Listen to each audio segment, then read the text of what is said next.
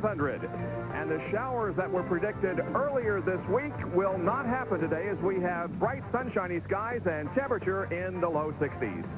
Good afternoon, everybody. I'm Bob Jenkins, and welcome to Darlington, and welcome to another year of Winston Cup race coverage here on ESPN. We'll televise 16 Winston Cup events for you during the 1992 season, including the season capper at Atlanta in November. Now, as we enter this fifth race of the season, the Winston Cup Quest for the Cup point standings show us that the Daytona 500 winner, Davey Allison, is on top. Bill Elliott, who has won the last three races, and Harry Gant are tied for second position.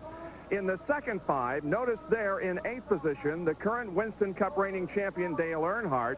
And believe it or not, he has not led a single lap in the first four races of the 92 season.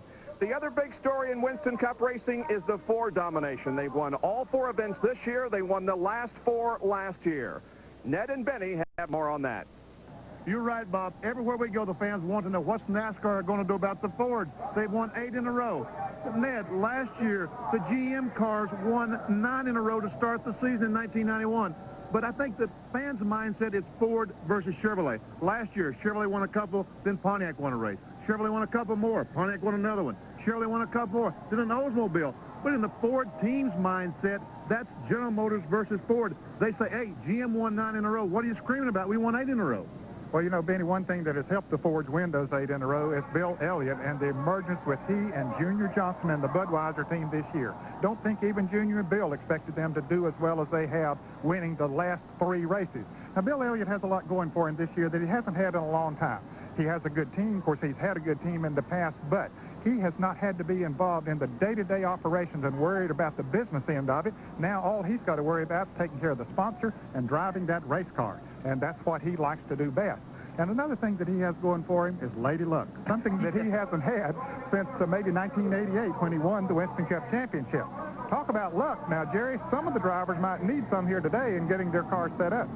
You're exactly right, Ned. In fact, 4 days ago, NASCAR faxed the crew chiefs notification they had increased the maximum square inches allowed for the rear spoiler by some 90 square inches, from 280 a year ago, or in fact a week ago, to 370. Now, the combinations vary depending upon height and width. You take height versus width, times width to give you the maximum. But this is the old spoiler here off the Morgan Shepherd Wood Brothers car. Take a look at the new spoiler. I will put behind it, obviously about 1.5 inches or 2 inches taller.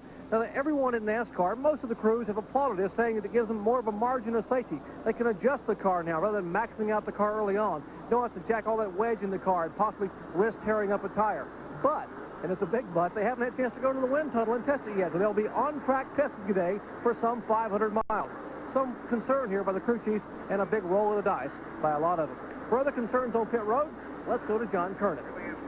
Well, Jerry, one of the most important concerns today right here, these big round rubber black things, the tires I'm talking about, and tire wear. Darlington, so tough here because of combination of sand, smashed seashells that find their way out on the racetrack. They literally eat these babies up. So we're going to see a lot of 4 tire changes today. That means a lot of work for the Goodyear guys, the tire busters, as they make a lot of changes today. And also, Bob, some enormous tire bills for the car owners. A couple of things to watch for on pit road today. Now let's take a look at the die-hard starting grid for today's Transouth 500. On the pole with a new track record of 163.067 is Sterling Marlin from Columbia, Tennessee, driving the number 22 Maxwell House Coffee Ford. His teammate on the outside of the front row is Bill Elliott in the Budweiser Ford car number 11. In the second row, from Modesto, California, Ernie Irvin in the number 4 Kodak Film Chevrolet, and then Brett Bodine in the Quaker State Ford, car number 26. The third row, Davey Allison from Hueytown, Alabama, in the Haviland Ford, car number 28, and then the number 17 Western Auto Chevrolet, driven by Darrell Waltrip from Franklin, Tennessee. Greg Sachs will start 7th in the Kellogg Chevrolet, car number 41, and in 8th starting spot from Kannapolis, North Carolina, the number 3 GM Goodwrench Chevrolet, driven by Dale Earnhardt. 9th and 10th starting positions go to Dale Jarrett in car number 18 and Dave Mater III in number 9, a great qualifying performance by Dave. The 6th row, Harry Gant in 33 and Jeff Bodine in 15. The 7th row, Morgan Shepherd, and then Mark Martin. And as you take a look at the rest of the starting lineup for this event, 39 cars strong here today. And a huge crowd is on hand as we get set to go racing. This isn't our first telecast of a race this year. We did, of course, 3 events from Daytona, but it's our first live telecast of a Winston Cup event, and we are excited. Right, guys? And we are ready to go. Doyle Ford has told the drivers the next time by, expect a green flag. So, what, about 40 seconds from now, they'll go barreling down in turn 1. And we will be off and running for another year of Winston Cup racing. Let's take a look at the track description here. It's 1.366 miles in length, pole speed 163.067, time of 30.157 seconds. We'll go 367 laps, and the field is separated by 4.5 seconds. Now, Darlington Raceway is sort of egg-shaped. You'll notice that the first and second turns are sharper than the third and fourth, and we have a pit road here on the main straightaway and also one on the backstretch. Turn 4 is the area to watch for. We've seen lots of crashes there in the past. The field now is in turn number 3 and will begin accelerating soon for the start of the race. And the third qualifier, Ernie Irvin, made a pit stop on the parade lap, came down the pits, will have to start dead last. There he is, dead last on the field. Irvin, of course, was injured in a Busch Grand National race at Atlanta and started the race but didn't compete in it. But he is on the tail of the field as we get set for ESPN Speed World coverage of Winston Cup racing in 92. The green flag is out. The Transouth 500 is underway.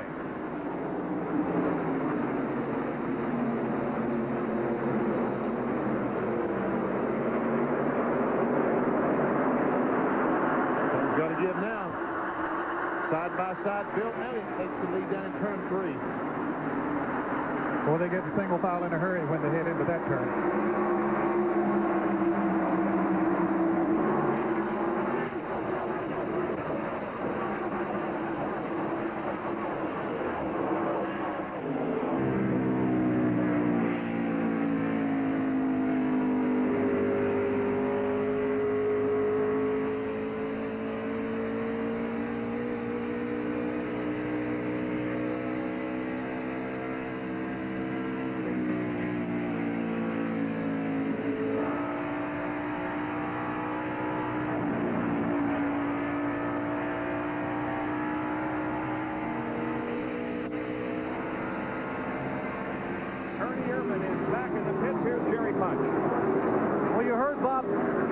Benny Parsons mentioned a minute ago that they had come on pit road during the pace lap. The clutch was not working. This morning they found a crack in the oil pan, so they rapidly changed the engine. They had bad luck, and now that bad luck has gone from bad to worse.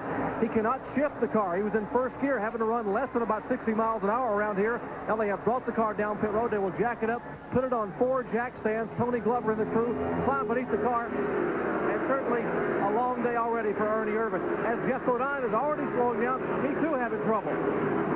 This is definitely an unscheduled situation for him. He was one of the favorites in this race today, but Jeff Bodine in the Motorcraft Ford coming down pit road.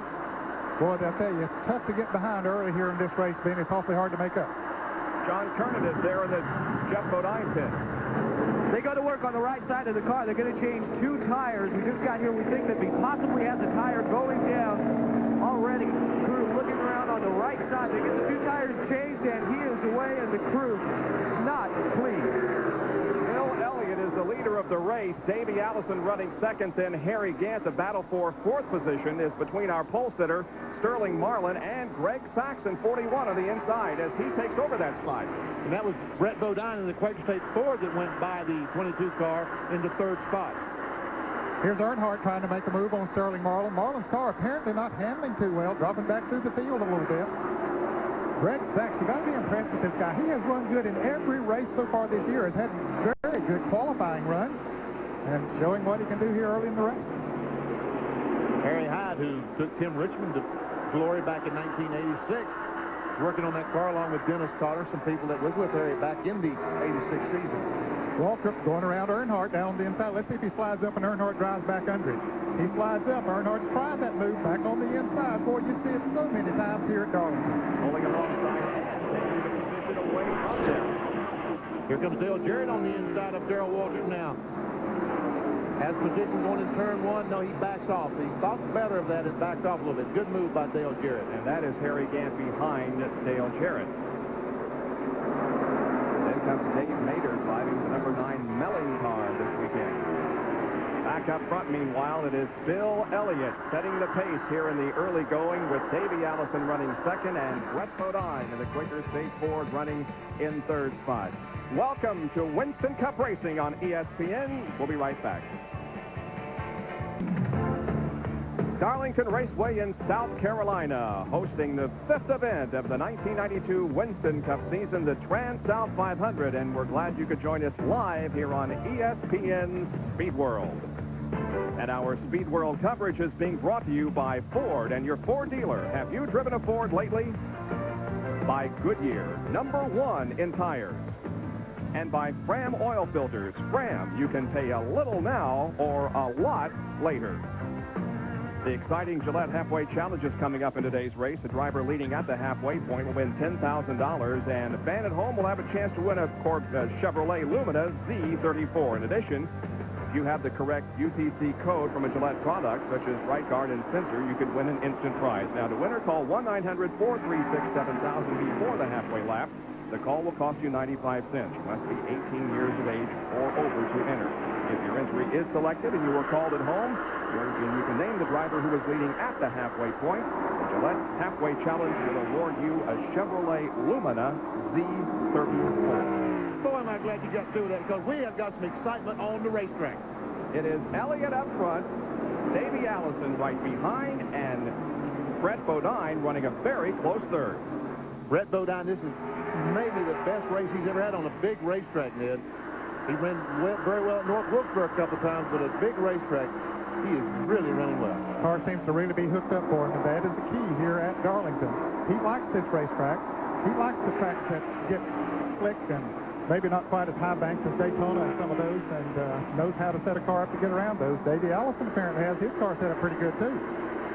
Well, every 15 minutes or so during the entire race, we're going to bring you a field summary. This one's sponsored by Fram. Watch for your favorite driver as we run down the entire field standings at this moment. Now, this isn't from 5 laps ago or 6 laps ago. It is current, up-to-date information. So watch for these about every 15 minutes as we keep you informed as to where your favorite driver is running in Winston Cup races. First 3 continue to run in the same order, but Davey Allison now on the low side of Bill Elliott is trying to take away that top position. Elliott has led all the way so far, and we are 15 laps into this event. Now Davey will pull alongside and try to take first place going into turn 3. He has it. Let's see if it'll stick. It is going to stick, because Bill Elliott right now, he realizes Davey is a little bit faster, so there's no point in getting back in front of him this early in the race. Notice in 34th and 35th positions, Teague and Bodine are already a lap down. That's what the -1 indicates. And you can see that James Hilton, for instance, is 6 laps down, and Ernie Irvin, because of that early pit stop, is 12 laps down already. No, Ernie Irvin is still sitting down there, so being worked on the car. And Kerry Teague was just black flagged by NASCAR in the Team USA car. Spitfire Spark Plug, so he's taking his car to pit. Now let's go down to John Kernan, who has more on the race in the pit. Actually, Bob, we're talking about Brett Bodine, how well he's running here today. It's the same car he ran in Rockingham. It's a brand new Mike Laughlin car that they put their own special snout on. Remember what happened last year when Harry Gant's crew, Andy Petrie, used the special snout they had? Well, Brett Bodine was running 4th at Rockingham with just 18 laps to go, and he had a flat tire. But he's hoping that won't happen today. He just passed the car number 11. He said, we are going to be awfully, awfully competitive today. And right now, he's living up to his word. He sure is, Jerry. Sorry for the bad reference there. And talk about a team that has had their share of bad luck during the 92 season. They've had a couple of races where they've been very competitive, but their best finish has been an 8th, and they were the first out of the event at the Daytona 500 because of the distributor problem. And they had also mechanical problems during Richmond. They finished 20th at Atlanta in the most recent Winston Cup event. But right now, Brett Bodine is running in second spot to our leader, Davey Allison. Davey Allison has pulled away once he moved around Bill Elliott. Of course, with Brett Bodine taking a lap to get around Elliott, that gave Davey some breathing room to run away. Let's go to the pits and John Kernan. Ned, you know, at the beginning, I told you about the things that get up on the racetrack. Well, that's exactly what happened to Jeff Bodine. He ran over a big piece of something that cut a chunk out of the tire. It's from the right rear. It went flat. He had to come in and change it. Cost him a lot of valuable time out there on the pits. And also down pit road is Jerry Punch with a report on Ernie Irvin. And for all you early Irvin fans, he is back on the racetrack. They have put shims behind the clutch so it'll engage and disengage properly, but unfortunately the Kodak film Chevrolet has lost, as we calculate, about 18 laps. Back on the track now, and apparently up to speed. Ernie Irvin has a long way to catch up, though, in this one. Well, when he went into this race with those injuries that he received, he was a little bit sore and hurting a little bit, but if he was up there running up front, that wouldn't bother him. But after losing that many laps in the pits, he's going to be hurting all day. He might be screaming for a relief driver in about 20 laps.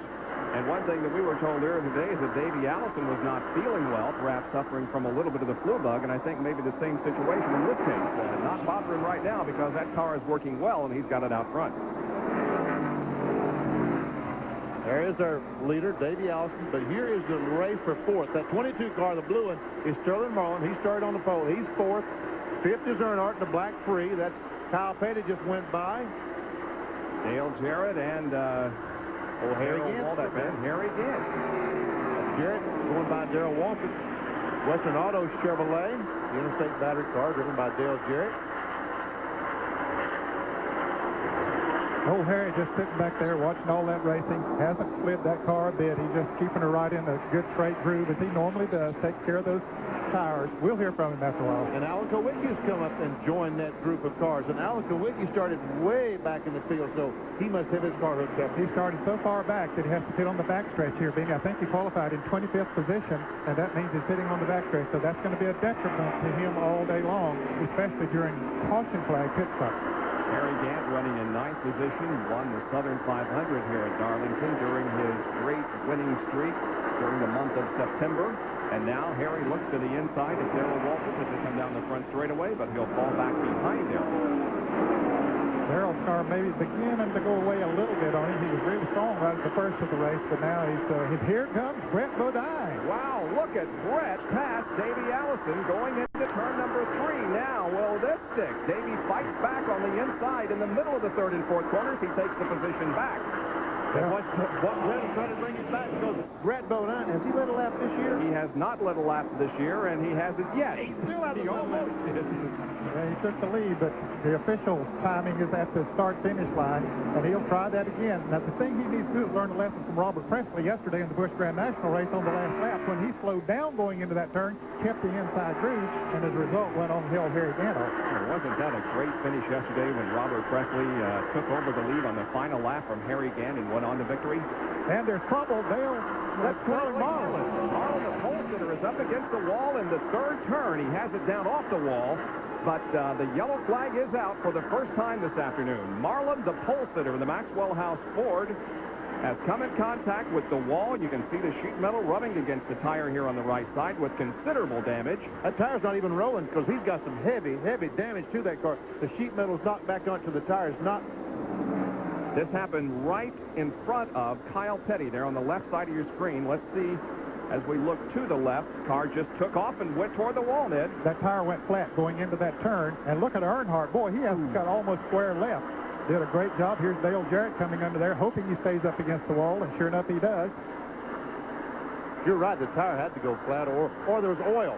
I went in that corner one time and hit a spot of water oil, and the car just went straight in oil. And here come all the cars in the pit. In Davey Allison's pit, here's Jerry Punch. And Larry McReynolds and the Texaco Haviland crew waiting on Davey Allison. The crews are very anxious to get an early caution. They didn't want it to be at the expense of one of the competitors, but they want to get a chance to look at the tire wear. Remember what John Curtin said at the opening of the show? Tire wear, very critical here. In fact, many of these teams yesterday after the Busch race went out and ran 25, 30 laps, and they said that within 35 laps the tires were gone. Work continues down the left side of the Davey Allison car. Let's look to John Curtin. Your second place car, Brett Bodine, just finishing up a 4-tire change. The car has been running just a little bit tight on him, so they took a half a round to bite.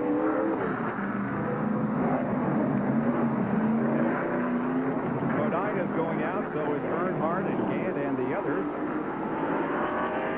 Dale Earnhardt will be third in line as they line up for the restart. How many times have we seen him run? Well, he was running fifth before this caution came out and moved up a couple of positions in the pits. The Richard Childress team have always done a good job getting him in and out of the pits. Under caution for the first time this afternoon on lap 26 of the Transouth 500 from Darlington, South Carolina. Back after these messages.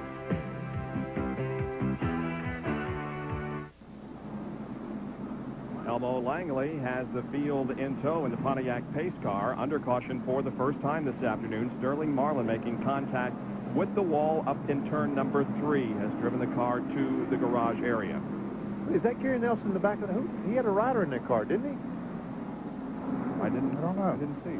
I was looking at Elmo, admiring him, so I didn't pay much attention to the back seat. I looked the other way. He does have a passenger, but... well, we just completed some pit stops, and Todd Parrott of Rusty Wallace's Miller Genuine Draft Pontiac crew is wearing our crew cam this afternoon, and this is what it looked like to Todd Parrott as Rusty came in. Todd Parrott is the guy that carries the tires over the wall. We see him going around the jack man. Right rear comes off. He rolls the tire in. Now he stands by to make sure all the lug nuts are on. Otherwise, he will stick one on. Now he rolls the tire back over. Gets the left rear tire. As soon as that tire comes off, wow, he rolls that tire into the left rear tire changer. Stands back and watches Rusty Wallace drive away. Nothing to it, about 22 seconds. Yeah, looked like he was standing on his head a few times, but he wasn't. Let's check on tire wear as we go to Jerry Punch with Tim Brewer. Bob, a big concern early today was tire wear. You've now had a pit stop, Tim, and have been able to bring the Budweiser car in and take 4 tires off. What do they look like? Well, you know, you're going to see a little bit of wear down here because the guys are running the corners. You know, our car's a little bit loose. We put around a wedge in the thing, and we'll get a little bit better gauge on, you know, this next long run, hopefully. You still don't think they'll go a full fuel stop, a full 70 laps? Well, you know, the guys are running pretty hard today, and, you know, they're kind of abusing these things a little bit, so they'll settle down after a while, and everything will come out pretty good, I think. That's Tim Brewer, and he's smiling for a reason. They've won 3 in a row. Let's check in the garage area with John Kernan. Jerry, I'm with Sterling Marlin, a very disappointed Sterling Marlin. And Sterling, from the replays, it looks like a tire may have gone down. Did you feel it before it happened? No, it didn't. Went in the back straightaway, and everything's normal, and let off going 3, and the car never turned. I don't know if, you know, something broke on the suspension or run over something, cut a tire, but the car never turned when we got there. Well, they're doing a lot of work on it right now, including suspension, a little bit of everything, trying to get back out there and get as many points as you can. Yeah, well, we're going to, you know, get back out, and you know, we come up 14th in the points, and you can't give up nothing. We're going to be back.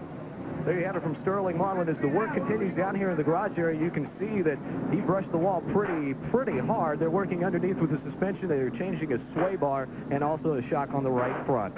Work continuing on Sterling's car in the garage area while the field is still under caution. We'll take another break and be right back to Darlington.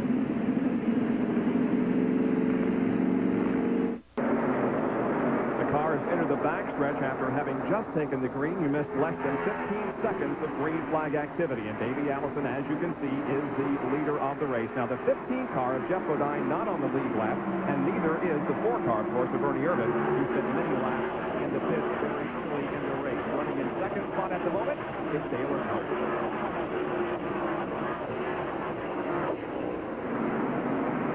Davey Allison is just not getting in turn 1 well at all.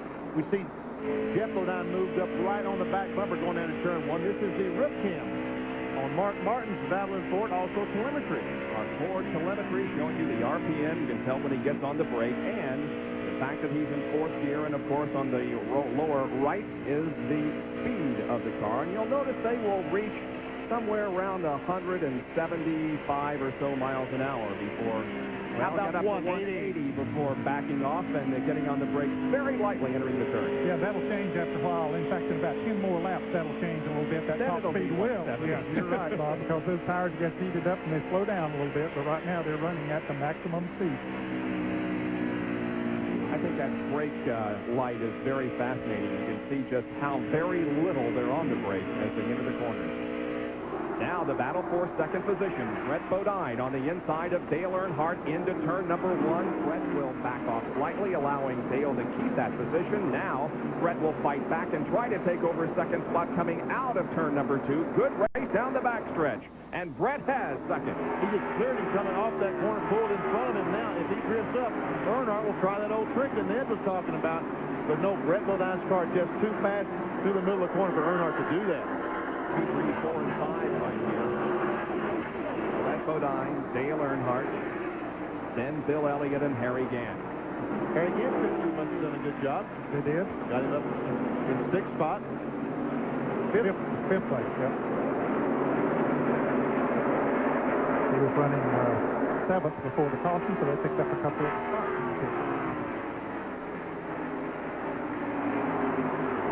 Well, it moves up on the back bumper of Earnhardt. Jerry talked about those rear spoilers and the fact that the size of them has been increased, and they are visibly larger. I mean, you can very easily tell by looking at the cars that the size of the rear spoilers have been increased. Now here comes Kyle Petty up to challenge Harry Gant. Kyle was running good before the caution, Bob. He was moved into the top 5 and lost a couple of positions during the pit stop, but coming back up through there again. We talked about Kyle Petty and Rockingham and just how well that he runs there, but this is a good racetrack one too. As we're watching the Clam field summary, this is how the cars are running right now. As you're watching the action, this is how they are positioned on the racetrack. Rusty Wallace in 10th spot. Trader 9th. Kristen Marlin, we see Ricky Rudd in 15th, and here comes Kyle Petty on the inside of Harry Gant. Trying to take over the position from Harry Gant. He does.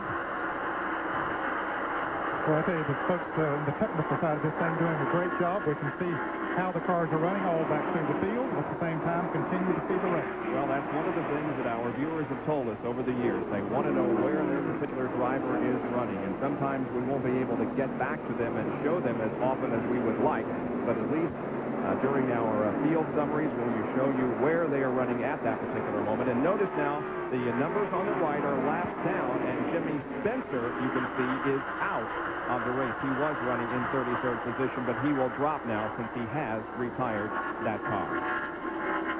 Tough break for Travis Carter and Black Molly Gold entry. And Dr. Jerry Punch has a comment on Harry Gant's performance. Gentlemen, Harry Gant has complained to his crew just a minute ago that he has a serious push in the car, and of course that means he can't get the car to turn in the corners. You saw Kyle Petty go by him a minute ago, and if Darrell Waltrip can catch him, Harry Gant's going to be fair game for about 15 or 20 laps until he can get that push to go away and get the car to handle in the corner. Gant a lot of speed, but the car not handling in the corners, so right now he's struggling inside the steering wheel.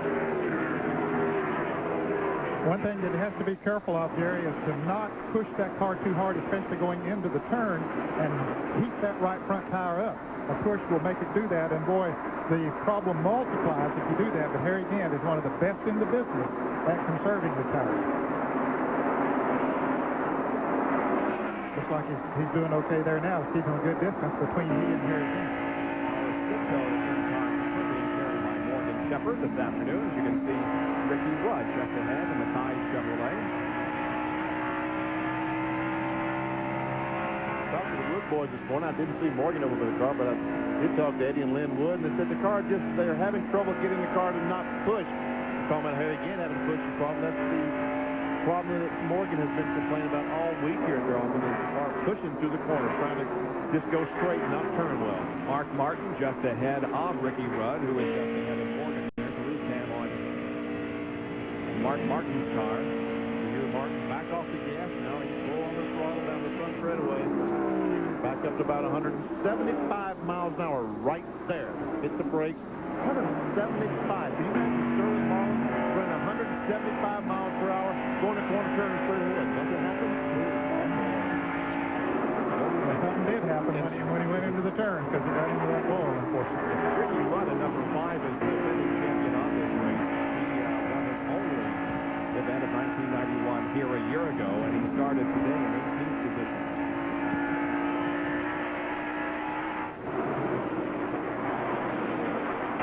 14th now. That's 13, 14, 15. Martin 13th. Shepard looking inside, and as we look back from Mark Martin's car, we can see that battle developing and the Ford telemetry once again. Well, that big spoiler almost takes away our picture back there. Yeah, it does. Made a big difference if you stand those things up on a track like this. Morgan does take that position away from Rudd.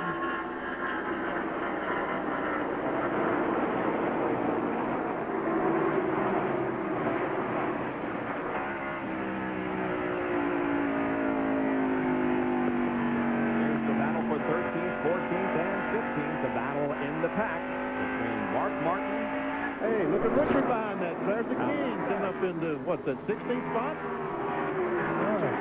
Trailing Ricky Kentucky Red by not too many car positions. There's the King. Richard's already finished in 16th spot about either 2 or 3 times this year. I know it has been at least twice. He finished 16th in the Daytona 500. He finished 16th 3 times. He finished the Daytona, Rockingham, and Atlanta. He finished 16th. The other races first. There is the leader, Davey Allison, at the conclusion of 345 laps out of 367 that will make up the Trans-South 500.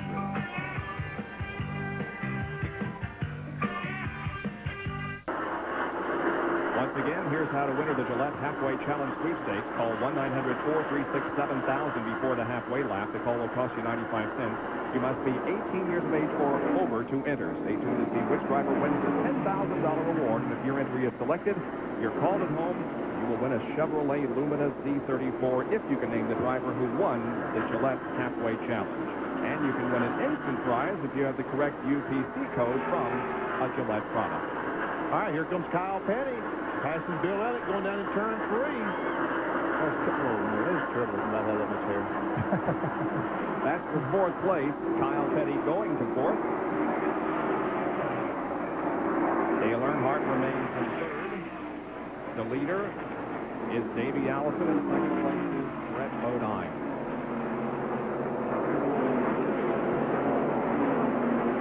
That's Kyle's best run of the year. They set on the pole at Rockingham and ran good for the first 25 or 30 laps. And after that, the car went away, and it was history. I agree with him. It's a very good run for him.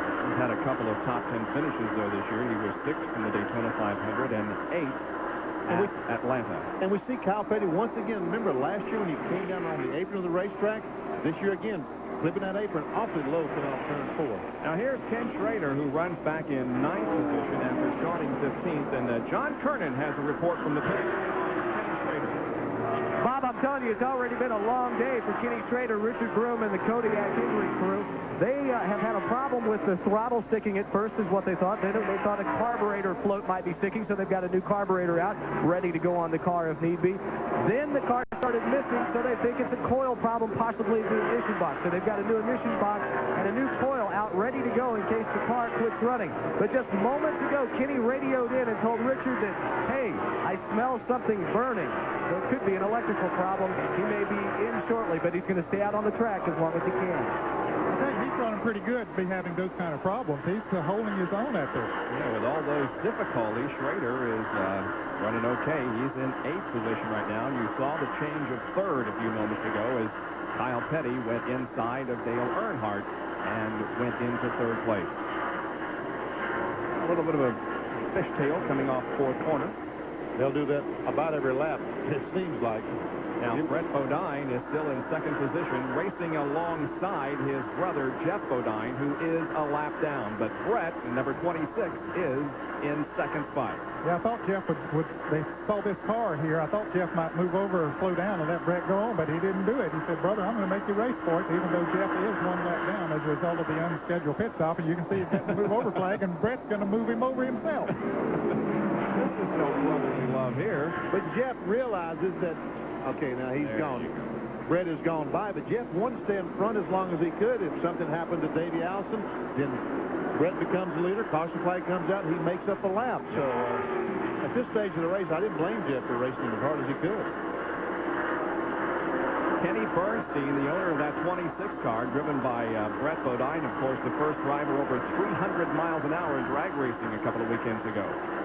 Now here's the Hut Strickland car, number 12, and Darrell Waltrip going for position. And Hut just moved around Darrell Waltrip. Darrell's car runs awfully good on new, fresh tires, and then it begins to slip a little bit on him. He's still running in good shape in 10th position.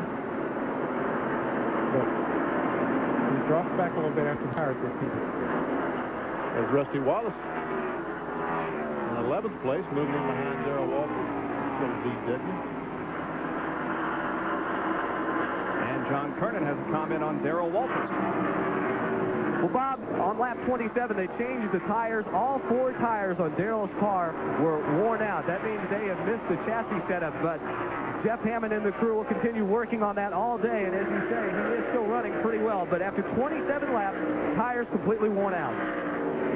Well, most of them thought they would be able to go 45 or maybe straining it to 50 laps, but 27 laps, that is tough. That probably will get better as the day goes on. As these fellows get more rubber on the racetrack, the tire wear will increase. So at the end of the race, I think the cars, they might even be able to run the entire length of a gas stop on a set of tires. And there's a spot for fourth. Elliott drives under him, and well, does he have him or doesn't he? Well, yeah, he's got it. His spotter should tell him, yeah, move over. He does have him. Elliott fourth, Earnhardt now fifth, and Gant working in the sixth position. There he is, about 5 car lengths behind Dale. I think Earnhardt is another of those that after his tires gets heated up that his car begins to go away a little bit. Yeah, he was. Hard to believe that he hasn't won a lap this year in Winston Cup competition. Yep, the defending Winston Cup 5-time champion. There's the interval between that group of cars and the leader, Davey Allison. There's Davey. 59 laps completed for the Daytona 500 winner. Several drivers have not led a lap this year in Winston Cup competition that you normally think of as pretty dominant in this sport. But look at this list, including Earnhardt, Ricky Rudd, Ernie Irvan, Mark Martin, Rick Mast, Jeff Bodine, and Dave Marcus. All of those drivers have not led a lap in the first 4 events of 92. We'll be right back.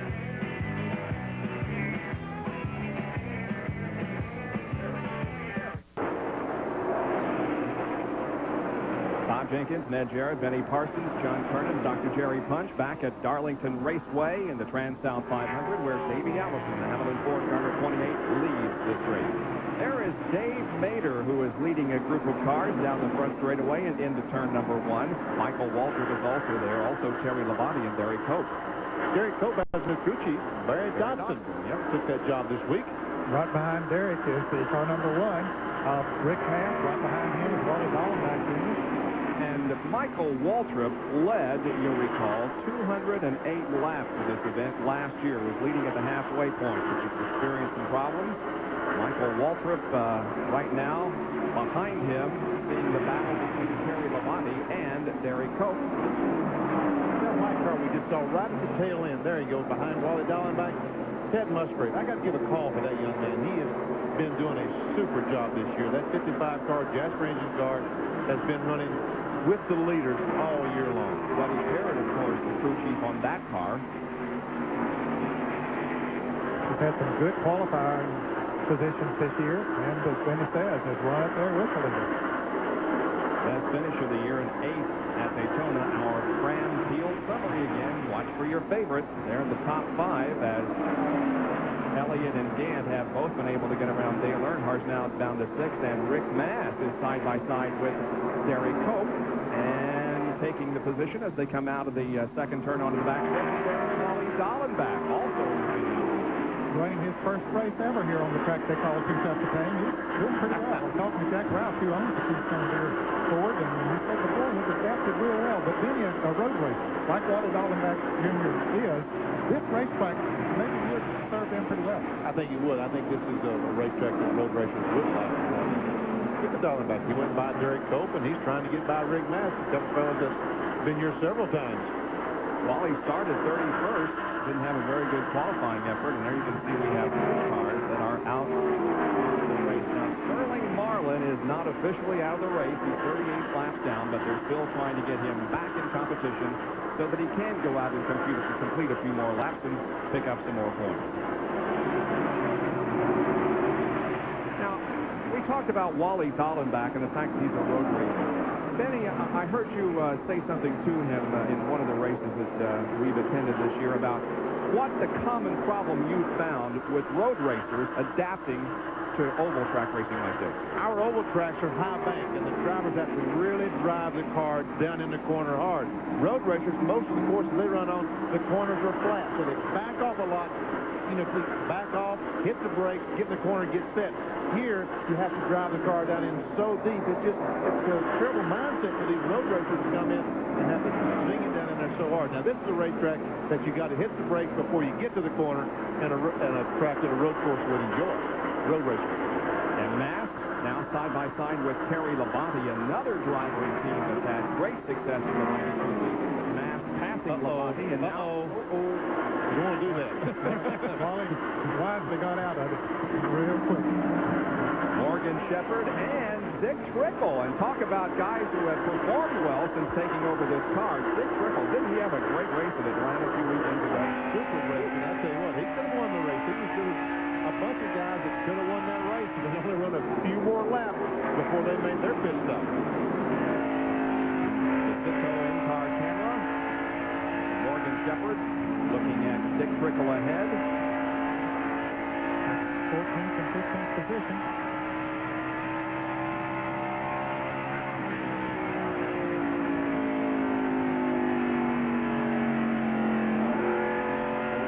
Getting back on the gas, accelerating off the corner, running the back straightaway.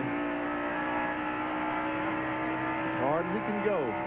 Now he backs off, hits the brakes, and here's Terry Labonte in the pits in that Oldsmobile. Well, as John Kernan said, they wore out tires about 27 laps. Hey, they've already gone more than 40 laps with this set of tires on it, so I expect we'll see others coming in here before very long. Terry has finished in the top 10 in every race so far this year. A couple of 7th, an 8th, and a 9th. An early pit stop will drop him off of the lead lap, but the crew has the service completed. Terry comes back out onto the racetrack, and there is the leader, Davey Allison, passing by as Lamonte goes out of the pit. That should put him 2 laps down, I believe. He was about 2/3 of a lap behind before he came into the pits, but the leaders will have to come into the pits before too long, so that should put him on the second. And John, what do you hear about pit strategy at this point? Well, Bob, I think that Terry Labonte's strategy of coming in right now kind of confused some of the other front-running teams. They were talking about coming in another 13 laps around lap 85, but now they're going to be checking the lap times and see the difference between their cars and Labonte. So we may be seeing pit road action heat up in just a few more laps. But for right now, they stay out on the racetrack, and the separation between first and second isn't all that much. It has not been, at this point, a race that Davey Allison has completely dominated. He's had a tough time shaking Brett Bodine. He has. As a matter of fact, we can see that Brett Bodine is slowly closing in on Davey Allison.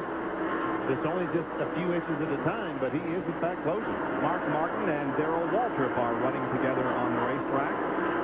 That's for 12th position. Mark is in 12th, and Darrell is in 13th. So Darrell continues to fall back a little bit. The last time we talked about him, he was in about 10th position. Something just happened to Kyle Petty's car as we come off turn 2 as we look at the telemetry in the automotive Mark Martin's car. 123, 119 miles per hour, the slowest speed around this racetrack over in turn 1, and that will be the slowest point around the course. And it amazes me that you go from 119 miles an hour up to 175, in some cases up to 180 miles an hour, and you do that twice in, what, a little over 30 seconds? Exactly. Just a little over 30 seconds. There's Kyle Petty, and as Benny pointed out a few minutes ago, Kyle was off the pace, but now appears to be okay. They're trying to figure out what's wrong with the car because we talked earlier, he was gaining on the leader, Davey Allison, but now he's falling back. Bill Elliott moved around him for the 3rd spot. Eric Kokas just made a pit stop on the backstretch in the fairway. And here are the leaders. Davey Allison, Brett Bodine has moved in close. Yeah, he's only within about a car length and a half of the lead. Davey has it right now. Brett is second. There's the top 5. Back in a moment. Back at Darlington, where we have a new leader, Brett Bodine has gone into the lead in the Quaker State 4. He passed Davey Allison just about a lap and a half ago. But look at that guy there coming up on Brett Bodine, and probably will blow him off like he's sitting still. Why? Because Labonte was just in, got 4 new tires, and that shows you how well the cars performed with 4 new tires. Harry Gabb is in to get some new tires, and Jerry Punch is there. That's exactly right, Dan. In fact, a lot of these teams, as you well know, could go to almost lap 100 on fuel, but fuel is not the concern here. After Terry Labonte pitted and the other crew chief ran up and saw that his tires were worn out, they decided to come back and bring the other cars in much, much earlier. That's why you see Gant pitting now for 4 tires. We expect to see Davey Allison, Mark Martin, others in within about 6 or 7 laps, around lap 85. Left side tires now going on those Gold Flats Oldsmobile, and Harry Gant is getting ready to leave pit road. I think he's going to force the hand of most of the others. They're going to have to come in because he's going to be running about 2 seconds a lap faster than they are out there, and they can't afford for him to get that much of advantage for a long period of time. But you can bet that a lot of teams are thinking about, as Sterling Marlin comes back out onto the racetrack, you can bet that a lot of teams are thinking about Atlanta and how important it is to wait as long as you can. That's exactly right. Bill Elliott was about a 10th, 12th place car, but he waited. He did not stop when his tires wore out. They all stopped. They lost. Here comes Kyle Petty finally in the pits. They all lost 2 laps making their pit stop with 4 tires. Elliott stays on the racetrack and laps the entire field when the caution flag did come out. John Kernan is there with Kyle Petty. Mellow Yellow crew led by Robin Pemberton will make a 4-tire change. Now, we told you a few moments ago that Kyle had slowed down on the racetrack. First, he thought he had a tire going down because it got real loose all of a sudden. Slowed down just to check it out. When he found out he didn't have a flat, he stayed out there. They're in about 2 laps earlier than what they had previously thought they would have received Labonte's tires. And how worn out they were. Kyle, 4 tires in a way. Good stop. 2.5 seconds for Kyle Petty as he takes the mellow yellow Pontiac back out onto the racetrack. We've only had 1 caution period so far. That was for Sterling Marlin, who hit the wall up in turn number 3, but Sterling is back out on the racetrack, and since then it's been all green, and there is the leader, Brett Bodine. And there's his brother, who is a lap down. That's Jeff Bodine in the red 15, the Motorcraft Ford. If the caution flag was to wave right now, what do you think he would do? That's a very good question. That is a good question. Would he move over and let brother go by and get back in the lead lap? I He would. I don't think so. Yeah, I believe he would. Okay, we'll see. I mean, what would he say when they get around Thanksgiving dinner? Exactly.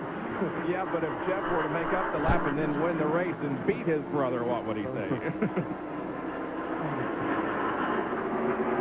Remember just a little bit ago when the 94 car went by the leader, Terry Labonte, but look where he is up here. He's coming off turn 2, and the 26 car is back in the middle of the corner. And he's still passing cars. He's still passing cars. And Richard Petty's been in the pits, and he's just passing the leader. Jeff Bodine just went around the leader as we watched Terry Labonte try to pass Dale Earnhardt.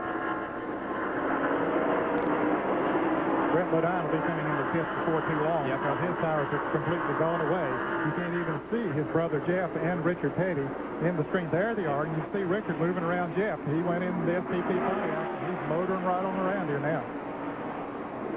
King Richard. So Jeff Bodine has an awfully good race car right here. Rusty Wallace in and making the chassis adjustment. We saw Jerry Punch talk about that at the top of the show. Crew cam. Dave Mayer III just made a pit stop in the Melling car. Let's see, back out.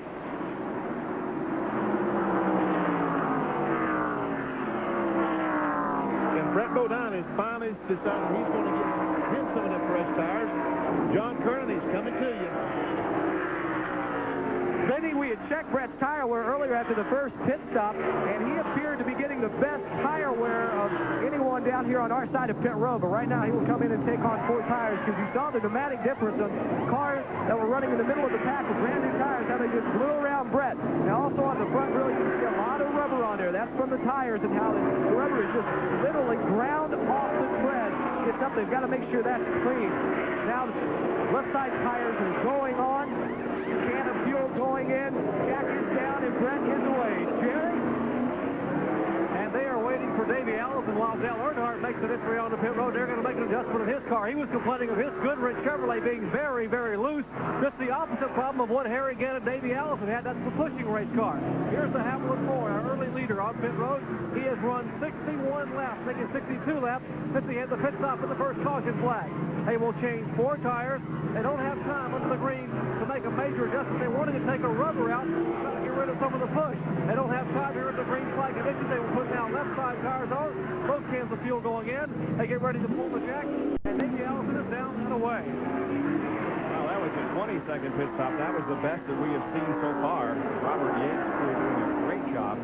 And the leader is Bill Elliott. This is what happened last week in Atlanta. He stayed out there, and boom, the caution flag waved. He had the entire field out. But right now, there's still other cars that he has not lapped that have not made a pit stop yet. Well, Dale Jarrett's moved up to second and Hutch Strickland to third and Alan Kowicki to fourth, and none of them have stopped. Now here comes Elliott into the pit. Other cars on pit road include Ken Schrader and Darrell Waltrip and Morgan Shepherd. There's Darrell Waltrip. Western Auto car getting service. That signal means that the gas tank is full. See, that guy was right hand up. He's telling the crew that the gas tank is full. You can let the jackman will look at him and see that right hand is up. Jerry Punch is there with Bill Elliott. Bill Elliott's crew, the Budweiser crew, going to work on his car. Dale Jarrett also on pit road getting work on his machine. Now, Tim Brewer told us before the race that he would be among the last cars to pit every series, hoping he can do what he did in Atlanta and possibly catch a caution and be the only car on the lead lap. It hasn't worked yet today, but it might. Good gas mileage as always for the Budweiser crew. 4 tires, and Bill Elliott in the way. 21.5 seconds. Yeah, about a second and a half slower than Davey Allison's crew completed the work on that car. Dale Jarrett also going back out onto the racetrack, as the scoreboard is now showing us that Alan Kowicki has assumed the lead because he has not made a pit stop. We're in the early stages of the Trans-South 500 from Darlington Raceway. ESPN Speed World today at the Trans-South 500 at Darlington Raceway in South Carolina, where the battle for the lead is between Brett Bodine and Davey Allison. Brett, after all the pit stops had been made, reassumed the lead. Gant was second for a while, but Davey passed him, putting Gant back to third. And now Davey will in contact between Harry Gant and Jeff Bodine, as Jeff Bodine remains a lap down, but is still running up there with the leaders. Trying hard to get up front so he can get that lap back in case of a caution flag. Yeah, just before their green flag pit stop, Jeff had passed Brett Bodine to get back in the lead lap. Here we see a replay as they come off the corner. Come off the second corner, we see Jeff come up. The right front touches the left rear quarter panel on Harry's car, and smoke flies off that right front tire. You ride easy for a couple laps, wondering if you cut that right front tire. But he's not riding too easily. He wants to catch those two Fords right there. Those are the ones he has to catch to get back in the lead lap and pass it. Davey ran up on the back bumper with Brett Bodine like he was going to pass him, but that was a couple of laps ago, and nothing's happened. Well, John Kernan has more on this tire wear situation that he talked about in the early part of our show. John? Bob, I've got the set of tires off of Brett Bodine's car. Now, we said earlier, after 27 laps, the wear looked pretty good. Well, after 60 laps, this is the right rear. These are the wear indicators. They are almost gone. Now, yesterday, we saw a lot of right front tires getting used up, but this is the right rear, and it is almost worn out. It's the worst worn tire of the set. John, down here in the Harry Gant pit, the story is exactly the same. In fact, it's right rear and left front. This is Harry Gant's left front tire. Now, these radials start with 4.5 30 seconds of rubber. We have marked how much is left. 3 30 seconds, 2, 2, 2, 2. Now, that's the left front. What's happening is they go in the corner and turn the car. The left front tire is on the bottom of the racetrack. It scrubs up across the asphalt and just rips the rubber off. The tire's wearing heavily, and this was only in 55 laps for Harry Gant. All right, thank you guys for that report on the tire wear here in the first 100 laps of the Trans-South 500. We are at lap number 99, as a matter of fact. Another Fram field summary as we run down the entire field for you. And when a car is a lap down, you will see that indicated to the right of his name. And if that particular driver is out of the race, you will also see that indicated.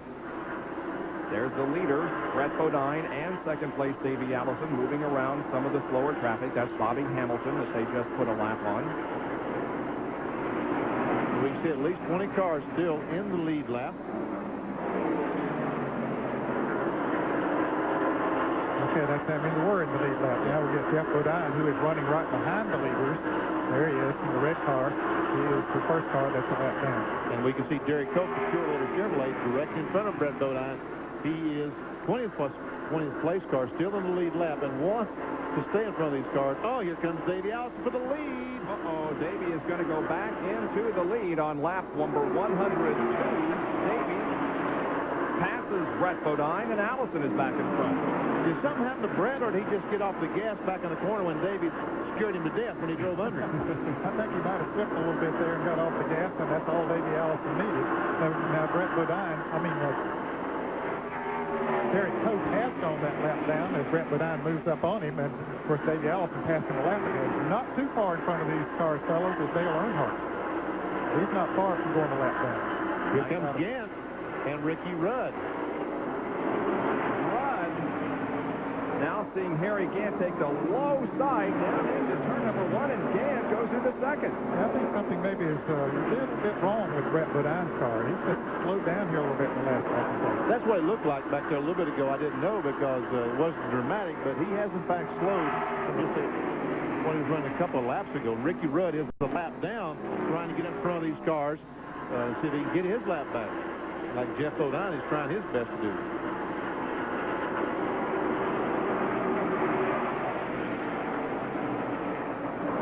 Talk about a great last part of the season in 1992. Harry Gann has been nothing to sneeze about in 1992. He has had a great year.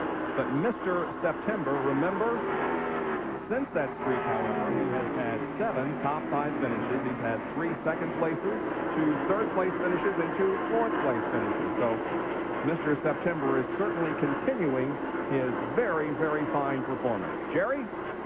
One of the guys in the shop was telling me that during the offseason, most of the teams, will go ahead and build brand new race cars for the next year. And one of the guys in the shop asked Harry, said, we're going to build you a new car for Darlington. And Harry said, you want me to smack you or what? This is the same car that he won the Southern 500 with last year and went on and drove and won all 4 of those races in September. And Harry said, we're running this car till it quits. And I guarantee you they will. Let's go back up pit road to John Kernan. Thank you, Jerry. Ricky Rudd, as we told you a moment ago, is a lap down. They had some problems in the pits, guys. A lug nut hung on the air wrench, and just the time it took to get another lug off of their belt, put it on the car, and get another air wrench over the wall, he went down a lap. And he is trying to get himself into position to get it back, but he isn't real close right now. Now Brett Bodine has passed these cars and went back on like there's nothing happened to his cars. So. Meanwhile, back of that action is Rusty Wallace and Mark Martin, along with Terry Labonte, as we once again watch from the roof can, carried by Mark Martin. And the telemetry showing you RPM, gear, and miles per hour.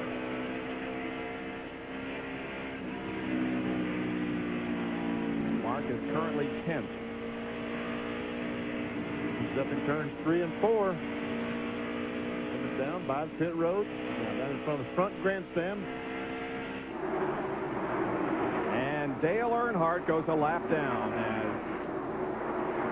Mr. Allison puts Dale a lap down, and the atypical year for Dale Earnhardt continues. Back to Rusty Wallace and Mark Martin. Rusty, wasn't that reversed a minute ago? Rusty? No, it wasn't. We were watching Rusty. But now Mark will try to reverse that situation, and does as he drives around Rusty in turn 4. Rusty went in the corner, turn 3, let the car drift up a little bit. Mark Martin drove under him, took the spot away. So now Mark is 9th, and Rusty Wallace in the Miller Genuine Draft Pontiac is 10th, while the Haviland Ford of Davey Allison sets the pace in the 36th annual Transouth 500. Davey Allison, the current Winston Cup points leader in the Haviland Ford, number 28, is the leader of the Transouth 500 after 111 laps. He's the sandwich or the meat in a banana sandwich. On top is Michael Waltrip, and behind is Greg Sachs. It looks like Michael Waltrip's going to go a lap down. Greg Sachs. Ooh, Michael almost got in the wall. He did. Greg Sachs, the Kellogg's car, was lapped just a couple of laps ago. Now Michael is, in fact, a lap down. So if Jeff Bodine goes by those cars, that will be 4th position. That's right. This is the first time that he's had an opportunity to pass some cars 4 positions. Watch this again. Michael goes in the corner, and he's been running high all day, but all of a sudden, not quite that high, Mikey. The old Darlington stripe on the car from that little incident. Well, racing of a different sort, not quite as much horsepower involved in the America's Cup activity. The Defender and the Challenger. The semifinals are coming up today, next, right after the Transouth 500 here on ESPN, as Jim Kelly will have all the activity for you from San Diego. The America's Cup on ESPN right after our Winston Cup race this afternoon. Davey Allison has put Richard Petty down a lap.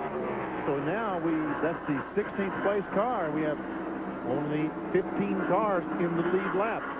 Boy, Davey has been running so strong all year. There is Dale Earnhardt, who is a lap down, and Jerry Punch is with Richard Childress. Richard Childress standing here on the pit wall, and Richard, it has been an atypical year already and a very unusual Darlington for you guys. You're already one lap down. Yeah, you know, the car is a little bit tight to start with, and we loosened it up a little bit. You know, we just hadn't got the right balance on the car right now. Davey Allison is really awfully strong. There are only 15 cars in the lead lap. Can anyone handle him? No comment. Enough said of that situation. You know, in all due respect, though, Dale Earnhardt had one of, if not the fastest cars in the late stages of the Atlanta race. He did. Very good. Yes, the car was awfully fast. And I thought Earnhardt was very impressive with working with the car all day, figuring out the groove, and he was running the groove at the end of the race different than anyone else, but making it work for him. There's Brett Bodine in car 26 as he also puts a lap on Michael Waltrip. Brett is second. Third is Harry Gant. Fourth is Elliott, and fifth is Kyle. And as Ricky Rudd passes these cars, that's position for him, as we saw Jeff Bodine doing a little bit earlier, because Ricky is a lap down, too, in the Tide Chevrolet.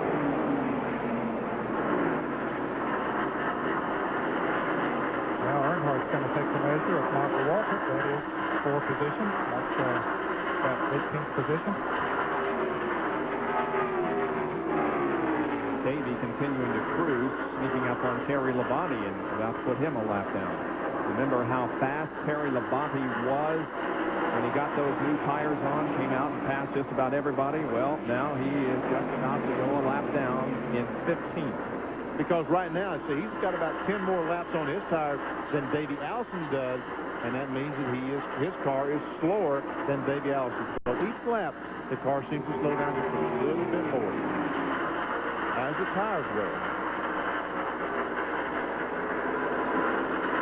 Now here's our field summary, this time sponsored by Autolite. They're the top five. And the second five with Rusty Wallace in 10th position. Martin also right up there in contention. Then we get to the cars that are in the 11th through 15th positions. With the exception of Labonte, who just the last lap went a lap down. That's correct. All of these cars are, as you can see, one lap down. So is Earnhardt in 21st. And Bobby Hamilton is 2 laps down. Bob Schacht in car number 95 is 3 laps down. Jimmy Means down 5. Once again, this is our effort to let you know where your favorite driver is running. This gives you an opportunity maybe to go to the refrigerator and get a beverage or something and still come back knowing that in just a few minutes we will give you one of these field summaries and let you know where your favorite driver is running. Now here's a bunch of cars, fellas, that would like to see a caution before long. Davey Allison is not too far behind them. This is your 11th, 12th, 13th, and 14th place cars. There's Morgan Shepherd in the back. He's 14th. Darrell Waltrip is 13th. Dick Trickle is 12th. Kenny Schrader is 11th. They're only about 2 seconds ahead of Davey Allison, who is moving in on it. And Morgan Shepherd bringing up the tail of this group of cars. 21 Sitco Ford. He's inside with him. The feather, you can hear him getting in and out of the gas because of that pushing problem he has coming off at turn 4. The ideal situation is to bury the throttle once you get back in the gas, but after these tires get heated up, sometimes that's tough to do. But if you have a pushing problem, it's really tough. You can do that when the tires are fresh, but as they wear, it becomes harder and harder to do. That's the reason in the car slowing down. Let's see how Mark Martin is doing as we check his progress. Remember, the number we saw before was 180 miles per hour. 180 maximum speed down the front straightaway. This is down in turn 1 and 2. He just blows by Jerry Cope's Purelator Chevrolet. Let's see what speed we're seeing here on the back stretch. Signal to Jerry Cope, good thing. 175 was the top speed. Slight touch of the brake. So let's see what he can do now. He ought to be a little bit faster down the front straightaway if the wind is calm.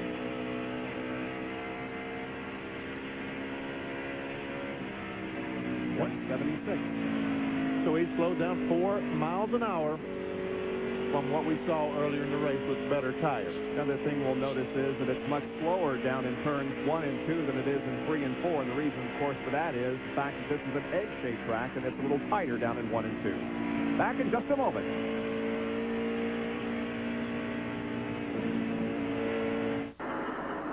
Davey Allison is on record pace and leading the Transouth 500. The average speed at this point, 140.517. The track record is 135.594. And the main reason for that is because we've had only one caution to slow the pace. That was early when Sterling Marlin hit the wall in turn number 3.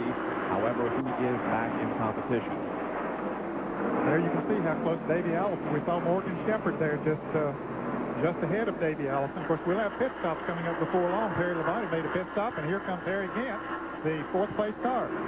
Jerry Punch is coming to you for his pit stop. Well, Harry Gant last pitted on lap 80. We showed you how worn those tires were. They wanted to take no chances with Harry Gant or the race car, so they will bring him back down very early here. The Skoll Oldsmobile crew, Andy Petrie, Charlie Presley, and the crew now working on the car. They will change all 4 tires. They have no choice. They must change. Remember, I told you the left front tire how worn it was a little bit ago. Goodyear Eagle radials going on. It's full of fuel. They clean rubber off the front, and he is down and away in 19.5 seconds. Great pit stop, guys. Pit stop. I'll tell you, that's going to be tough to beat, and then he's going to pick up about 2 seconds a lap once he gets back out on the racetrack. He's going to force somebody to come in here before long. Yep. We see Harry Gant, but he has to stay below that yellow line. He can't just drive back up on the racetrack. There comes Davey Allison, our leader. His last pit stop, remember, was 20 seconds. That's about the best we had until Gant just came in and did that one in less than 20 seconds. Well, you'll remember at Atlanta that Davey Allison changed the engine in his car like 3 times on race morning. We asked him, does this still increase your chances of winning? Robert Yates Racing. That's all I can say. Those guys in the engine room at our shop do a great job. The engine that we ran at Atlanta was actually one that we tested 265 laps at North Wilkesboro 3 days before that. So I think that kind of says a lot for our guys. To have a motor that had that much time on it, they didn't even have time to change the valve springs. I mean, they just took it out of the car that we had tested, put it in the car that we were racing, and away we went. Davey Allison with the lead again. And coming up on some very good race cars, trying to put them a lap down. Morgan Shepherd, who is currently running he would have moved up to 13th after Harry Gant made his pit stop. And we're looking back on Davey from Morgan's car. As we watch all this, Richard Petty just went in the pits and went back straight away, making his pit stop. There he is. There's Richard. Right side's going on the car. His fan appreciation tour this year. Boy, is he getting a lot of attention, and rightly so. Also going to change the left side. We see a fellow there taking the lug nuts off. Jackman comes around. Car's going up, making a chassis adjustment. Fellow with a wrench back in the left rear. Jerry, you were right. You said at the top of the show, this show is going to be about chassis adjustments about every car that comes in. We see him with a wrench back there, turning some screws, trying to get the car handling just a little bit better. Richard finishes, and away he goes. Quite the winner of this race, Richard Petty, back in competition.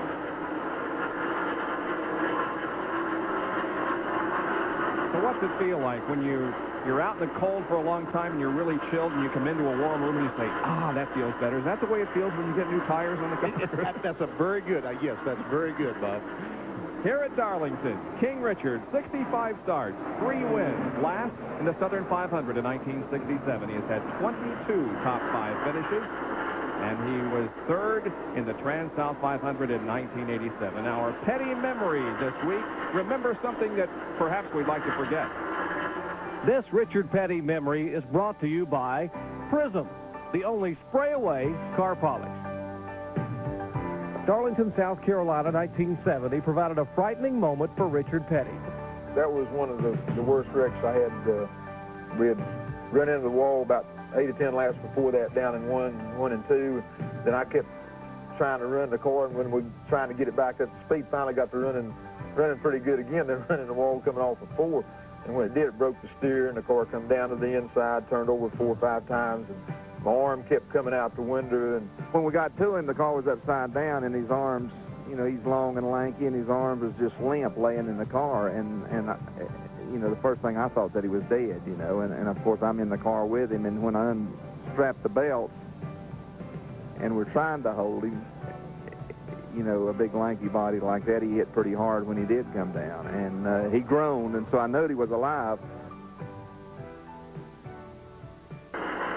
And the man who is NASCAR for the final time, 1992, his final year of competition, there is King Richard Petty, and he is currently running in 25th position, having just made the pit stop. Now, Davey Allison continues to lead this race. He is due a pit stop before too long, maintaining an advantage over Brett Bodine, Bill Elliott, Dale Jarrett fourth, and Alan Kowicki running fifth. See Darrell Waltrip making his entry on the pit road. He decided he's had all those worn tires he wants. He wants some of that fresh feel. He wants to go in the warm air, right? Yeah, he had just been lapped by David Allison before he decided to come into the pits. Let's go to the pits and Joe Turner. Darrell Waltrip brings it in for a four-tire change. You see him beating down the rear spoiler, beating down that rear spoiler, the bigger spoiler this week. They will work on the right side. It seems to take him a little bit longer than it should, but Darrell is in also coming down pit road. Ernie Irvin, he's laps down. Waltrip, now they come around to the left side. Now, Kyle Petty was just in a few minutes ago, and they bumped the spoiler up on that car. We're expecting Brett Bodine, the second-place car, to be in about 6 seconds, 25.4 seconds, a little bit slower than Jeff Hammond and crew would have liked. Darrell Waltrip moves back out onto the racetrack. In case you joined us late, Ernie Irvin had a problem with the clutch right at the beginning of the race. He is several laps down. Michael Waltrip is pitted on the backstretch, and so is Jimmy Means, the number 52 car. And Dale Earnhardt is just pulled in the front pits, and Jerry Punch is down with him, Jerry. And the Goodrich crew going to work on Earnhardt's car. You heard discussed a little bit ago in Richard Childress' voice, they are not happy at all with the performance of the car here today. They can't be happy. They are already a lap down. They changed left side tires. And on the crew cam, you're seeing the Rusty Wallace crew, the Miller Genuine draft crew, putting the Roger Penske on the team. Todd put the tire on. That's Todd Terry, adding a little bit of wedge in the car. They have changed right side tires. Now move around to the left side of the car, as the Goodrich Chevrolet now has changed all four tires. He is gone. Now on those chassis adjustments, you're watching on our crew cam on ESPN, and now Rusty Wallace's car is off the jack, and he is down and away.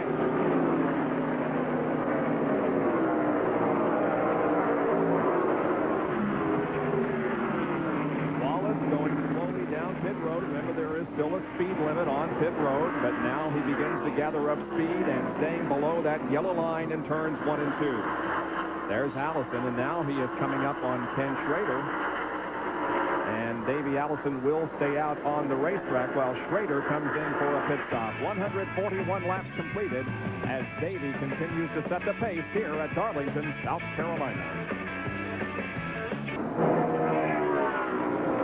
Welcome back to Darlington International Raceway, and under green flag fences, Brett Bodine, your second-place car, pulls in. Now, the signboard fell off. They used to have to stand out there on pit road with that. Now they hang it over with the wall. They can't send an extra man to pick it up, or else they'll be penalized. They work on the right side of the car.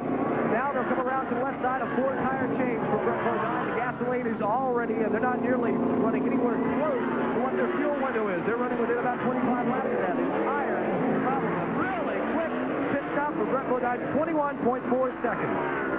Brett Bodine relinquished second position in coming in for that pit stop. Now there is Greg Sachs, who is passing the leader of the race, Davey Allison. Again, indication of the worn tires and the new tires. And Davey is slowing to come into the pits. There is Dale Jarrett, who is running in the top 5 as he comes in for a pit stop. The Interstate Batteries car. Joe Gibbs' team goes to work on that machine, and Davey Allison slowly making his way down pit road. Jerry Punch, she's coming to you for another pit stop. The 1992 Daytona 500 winner, Davey Allison, trying to pick up his second win of the season, comes down, and as we expect, they will change all four tires. Larry McReynolds and the crew very deliberately making sure that they get the car squarely inside the pitting box so there's no penalties involved. They have already changed the right side tires. They pull the left side off. Dale Jarrett, a great pit stop for the Interstate Batteries team. They have pitted just above Davey Allison. And he is away. And Bill Elliott now makes an entry onto pit road. And we will call the Bill Elliott pit stop. The Budweiser team, Tim Brewer, Junior Johnson, and all the crew await Bill Elliott. 3 in a row, going for number 4 as he comes to Darlington. And remember, 60 miles per hour on pit road. And here here is Mark Martin. Right side tires in the Valvoline Ford. They go to the left side now. That car, the Jack Roush team working there. Back in the Bill Elliott pit. Right side tires going on. That car, they have taken the left side lug nuts off. Henry Benfield adds fuel to the car. A little bit of trouble on the right front side of Mark Martin. As you see his pit stop down the way. And now they have struggled more with the right front tire. Possibly an air gun failure. They finally get the lugs back on. And now the left side. So a little time being lost under the green flag conditions for Bill Elliott. Now the left side tires are finally going on. An air ring was the problem with the right front. Elliott is down and away 32.5 seconds. An air gun cost him about 12 seconds. Yeah, when you consider that Davey made his pit stop in 19.4 seconds, and you compare that with Bill Elliott, with the unfortunate happening there, it's... Watch his 11 car, and we'll see the 33 car coming up right on the back of Elliott. If the 33 car could have gotten by Bill Elliott, that would have put him a lap down to the 33 car. You'll be seeing him here in a moment. There he is on the right side of your screen. I thought Harry was going to be able to catch him and put him a lap down, but he, in fact, was not able to. Now Bill, with those new tires, will drive away from Harry again. So bad luck this time for Bill Elliott on pit road, but the race isn't over yet. Ted Musgrave, the Jasper engine Pontiac that Bill Elliott's going by. He's running in 22nd spot. Musgrave is.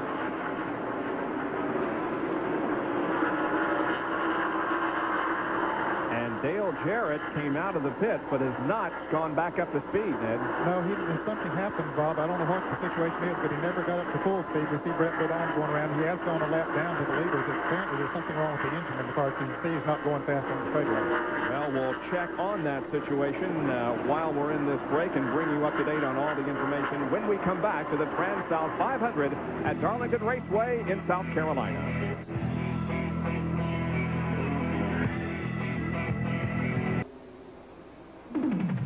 155 of 367 complete in the Transouth 500. The top five are Harry Gant, Davey Allison, Brett Bodine, Kyle Petty, and in fifth spot is Bill Elliott. Our Speed World coverage is being brought to you by Pontiac and your Pontiac dealer. We build excitement. By Autolite Spark Plugs, guaranteed for 2 years, no matter how far you go. And by Valvoline. People who know use Valvoline. Harry Gant is the leader of this race. Now remember, he's pitting about 5, 6, 7 laps before most of the other leaders, and so at this point he has a rather sizable advantage. What's he got, about a 10, 12-second lead, Ned? He's got a big lead. Of course, he made a fantastic pit stop under 20 seconds, but also he pitted, as Bob said, several laps before the others did, picked up about a second and a half, 2 seconds a lap on them before they came in as a result of having on new tires, so he has a good lead. And again, an Autolite field summary for you.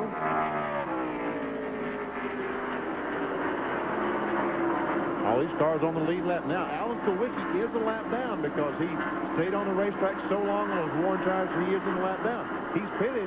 Now he has fresh tires. He has to catch Harry Gant and get by him to get back on the lead lap if he can. Actually, Harry he pitted 20 laps before Davey Allison did. So he was picking up a lot of time out on the racetrack. So that's got him a good lead. Craig Sachs was running up at front, but they've taken that car behind the wall. Not officially out of the race, but they are working on the car. You see that Jerry Hill is out of the race, car number 56. And Dave Mader, I think, blew an engine in that car.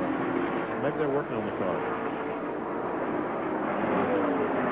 65 laps down, so he dropped out quite a few laps ago. And then 36 through 39, those cars are all out of the race. 39 cars started this event, one short of a full field.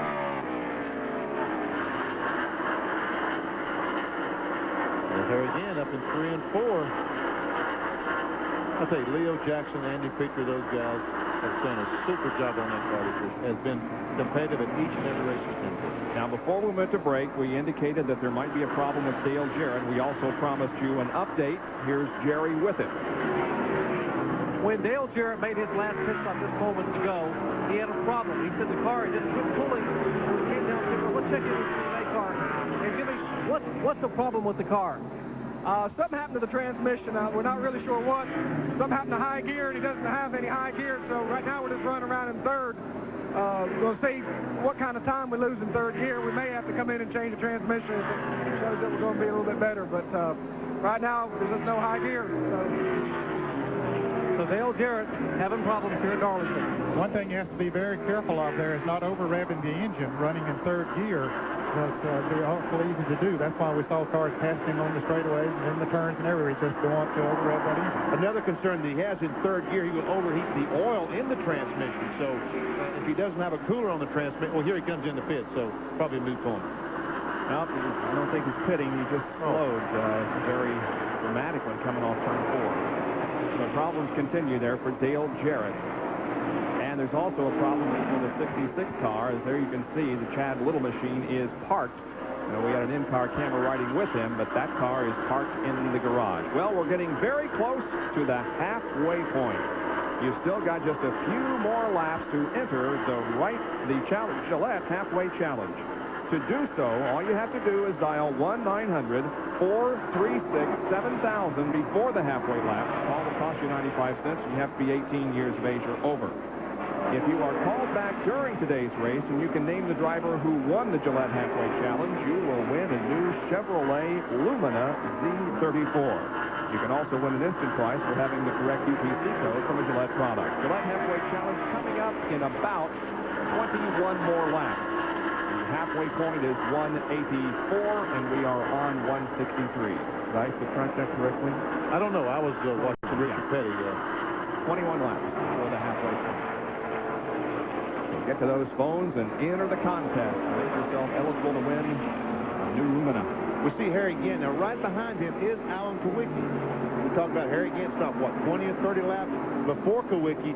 Look, Alan Kawicki has gained 10 seconds on Harry Gant, and he will probably pass him before another lap is run. And if he does so, he will unlap himself. He's in 6th position right now with 5 cars on the lead lap.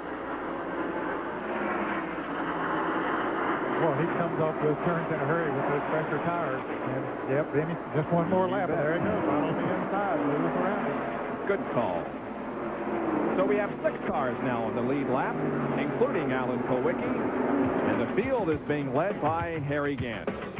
We'll be back with more live coverage after this.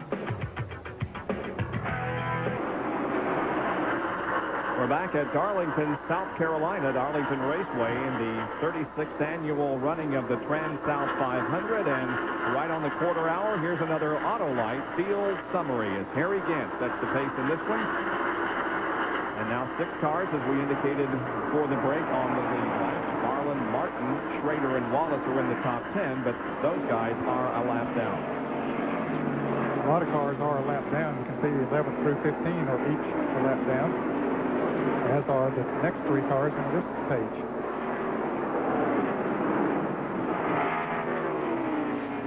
Rusty's wanting to stay in front of Davey Allison because if Harry Gant was to make the pit stop, then the caution flag come out, he would be able to, Davey Allison would assume the leadership, then Rusty could go all the way around and make up a lap. Because the pace car would pull out in front of 28, Rusty would freely be able to go around the mile and 3/8 and make up that lap. And Rusty Wallace does definitely need some racing luck this season because it has not been good. Yeah, I saw him in the hotel this morning and asked him if he was going to win today, and he said, boy, Bob, I hope so. Fred Strickland just passed Harry Gant, got back in the lead lap. He is the 7th place car, and Mark Martin is coming up on Harry Gant.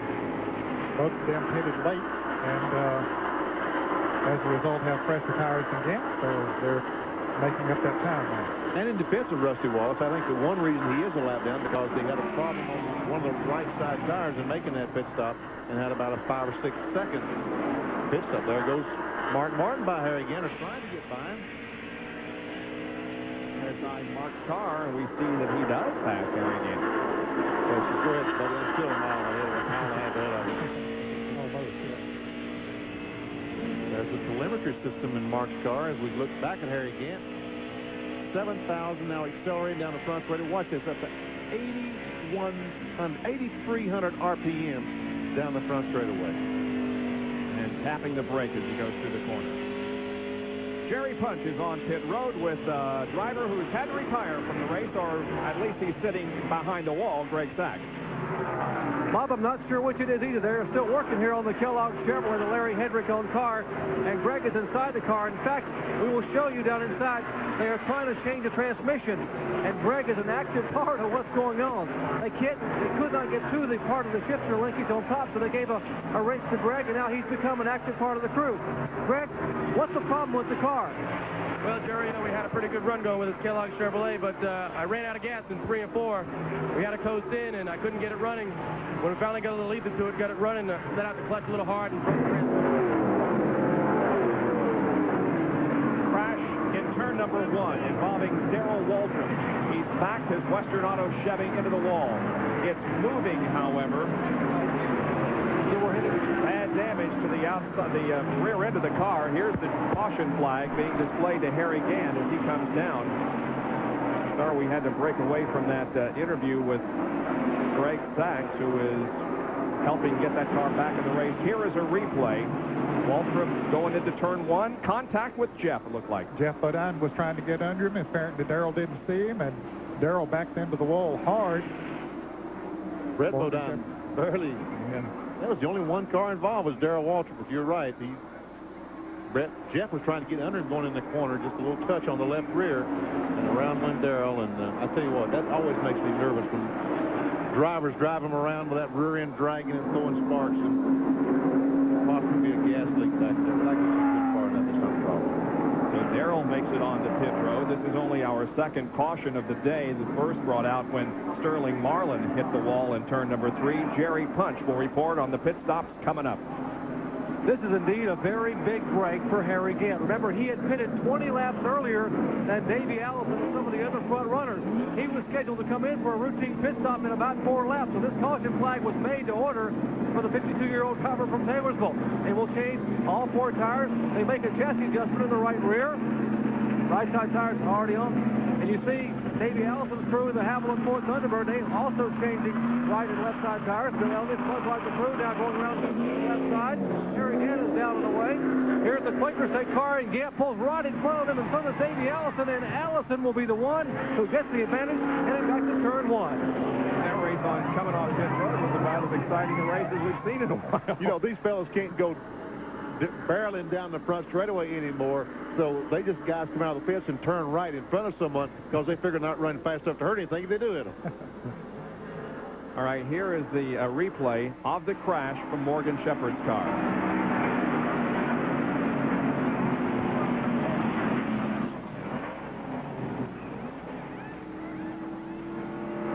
And Morgan just kind of had to hold his breath and hope that nothing would pop up in front of him as Darrell Waltrip's Western Auto Lumina goes behind pit wall for repairs. Now watch it again. Now watch Brett Bodine in the Quaker State car. He just keeps his groove, keeps his cool, and stays right in that groove, doesn't make an erratic move, and as a result, he drives right on around, no harm done as far as he was concerned. So Darrell Waltrip bringing out our second caution of the day, hitting the wall up in turn number 1. 176 laps. We're just a few laps away from the halfway point of the Transouth 500. The Transouth 500 under caution for the second time at Darlington Raceway in South Carolina. Coming up later today on ESPN at 7:30 tonight after you've had a bite to eat after watching the events we have for you this afternoon here on ESPN. Tune in at 7:30 Eastern as spring training baseball comes your way with a game between the St. Louis Cardinals and the Cincinnati Reds. It's at 7:30 tonight. Major League Baseball here on ESPN. Jerry Punch is with Darrell Waltrip, who brought out our second caution of the day. Well, Darrell Waltrip has climbed out of what's left of the Western Auto Chevrolet, and DW, you had a pretty good run going. What happened up there? You know, I'd like to tell you what really happened up there, but I'm trying not to. But there was a little turd driving number 15 that run over me. What happened? Can you get it fixed, DW? No. That knocked us out. You know, I moved out of the way for everybody. I moved up for him. I guess it wasn't enough. Obviously upset. Darrell Waltrip hoping to get a good run here at Darlington. Yes, it's very tough to keep your cool and to realize that you're out of the race. Darrell Waltrip apparently is out after that crash up in turn number 1. Back right after this.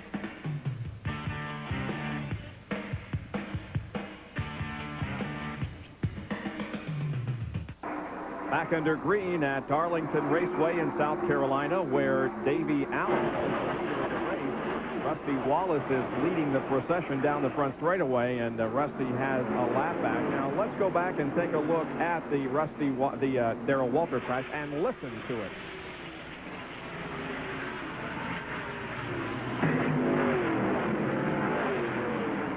We have a camera down in turn 1 about where Darrell Waltrip hit. We got a fellow watching, and he turned that microphone on about the right time, and we could hear the impact when Darrell backed the car in the fence. Billy Fuchs, nice job with the sound of a crash in Winston Cup competition. Darrell Waltrip, as you heard just a few moments ago, is out of the running. Fellas, we're coming up on the halfway mark here. Davey Allison is the leader. Rusty Wallace did pass the car number 28 of Davey Allison a little bit ago. Now, Harry Gant is about to be passed by Ken Schrader, who also is a lap down.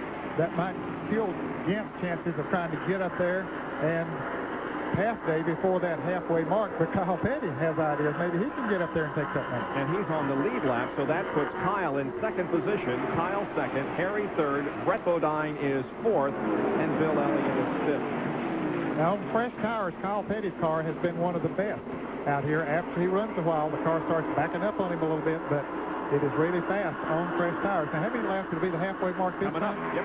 Yeah, they have to run 5 laps, don't they, under green? Have we run that many? I think as long as they're running under green at the time, we're okay. If it were under caution, then they would have to run 5, but they are under green, and so here comes the halfway point. Cross flags are shown, and Davey Allison is the leader of this race at the halfway point.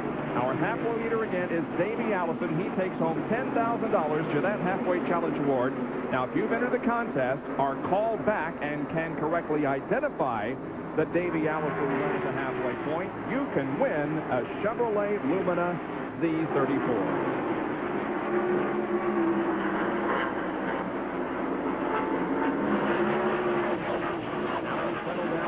Second half of this race. Here is Dale Earnhardt, Hunt Strickland, and Michael Waltrip, all of them passing Mark Martin. Yeah, you wonder if he has a problem. Boy, this is battling forward. And not too steamy right at the moment. And there goes Terry Labonte by in the Sunoco Oldsmobile. I think what happened when Earnhardt got by him up there, he had to get off the gas a little bit. When he lost his momentum, all those guys just went zooming right by him. Mark lost several spots. And we had to hit the brakes that time because in the middle of the corner, he should be on the gas. He's hitting the brakes. And that's about what happened the last time a little bit ago when he lost his momentum.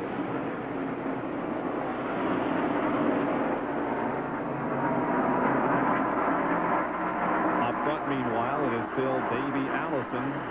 He can't catch Rusty Wallace. Rusty's got his Miller genuine draft Pontiac hooked up pretty well. Here comes Kenny Schrader. He's got his car hooked up well now.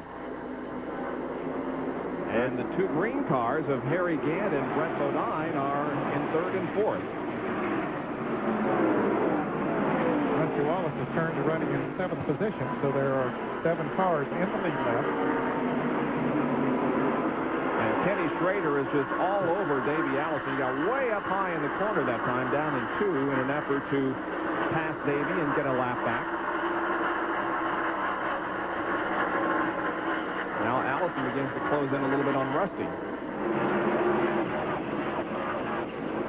We'll go by our camera about 150, 55 miles per hour. 180 down in the corner, braking. Oh, look at Schrader now. There goes Schrader. Boom. He looked high last time. This time he goes low, pulls alongside of Davey. They may have had contact coming off the corner. Davey pulls off the challenge. But look at Kyle Petty coming up behind him as Brett Bodine tries to move on the inside of Harry Gant. But he backs off. Does not now. Here comes Kyle Petty. Boy, that car really works down on the inside on fresh tires. He'll get Davey Allison in a few laps, fellas. He may be the fastest car on the track at this point. Here is Jerry Punch and Dale Jarrett pit. Bob, just updating people on Dale Jarrett and the Joe Gibbs on Chevrolet. He's sitting here in the car. Dale, I guess they are replacing the transmission, but the big concern is how much did you have to turn that motor in third gear? Yeah, I was having to take care of it. All I had was third gear there. I lost high gear. It's a shame. This Interstate Battery Chevrolet was running great, and I just had to watch the RPMs. The biggest thing was whenever I lost high gear there, it revved it up quite a bit. So I'm just going to try to take care of it here and try to finish it. It's a shame that Hendrick motor was running great too, and crew had done a good job. Had a good run going, but that's part of the game and getting a new team started. Speaking of a new team, take a look at the helmet he's wearing here. The star on the side, that is the Dallas Cowboys. Now, one of their sponsors is NFL Properties, and each week as a salute to an NFL team, he will wear a different helmet. So I think sitting behind the wall, that's a fitting Redskin salute to the Dallas Cowboys. I thought that meant that Dale was the star of the week or something with that helmet. Don't believe you fit in that category. I don't know. Not racing. Hadn't had too good of a weekend here at Darlington. Now Kyle Petty beginning to mount a challenge of Davey Allison for the lead of this race.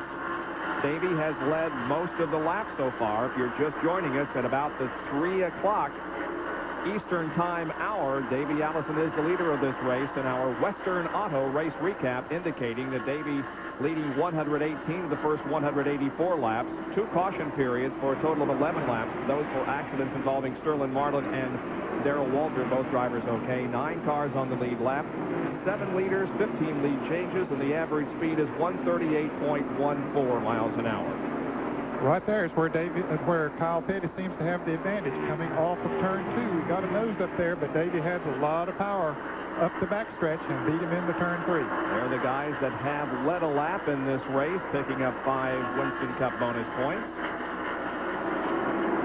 And those that have dropped out of the race include James Hilton, Jimmy Spencer was an early out, Dave Mader qualified well but fell out early in the race, and most recently, of course, Darrell Walter because of the crash. Richard Petty also shown as out of competition. Now, the standings in the Western Auto Mechanic of the Year award show that Tim Brewer from Bill Elliott's crew is on top, followed by Larry McReynolds and Andy Petrie from Harry Gantz, Steve Neal from Mark Martin's team, and Kurt Shelmerdine from Dale Earnhardt's team is tied with Steve for 4th position in the standings. Let's go to John Kernan, who has more on Kyle Petty.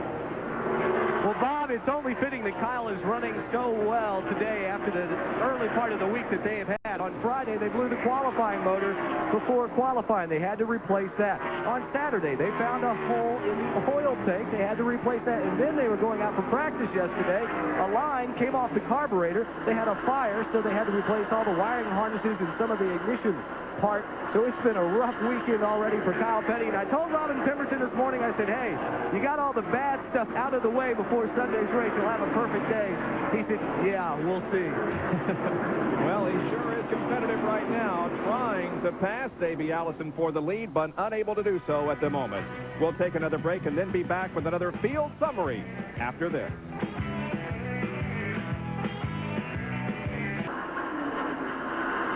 198 out of 367 laps completed on ESPN Speed World today at Darlington Raceway in South Carolina. It's Davey Allison leading the race and Kyle Petty running in second, and they're separated by just about 1 car length, maybe car length and a half.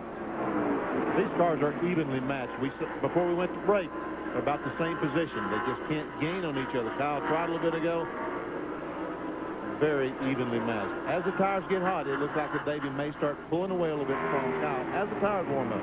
Here's the Autolite field summary showing you the top 5. This is a complete field rundown showing that 9 cars are on the lead lap with Ken Schrader running in 10th position, 1 lap down. All of those from 11th through 15th are a lap down as well, including the defending champion of the race, Ricky Rudd. And Dale Earnhardt 16th and Michael Waltrip in 17th. Wally Dallenbach is out of the race.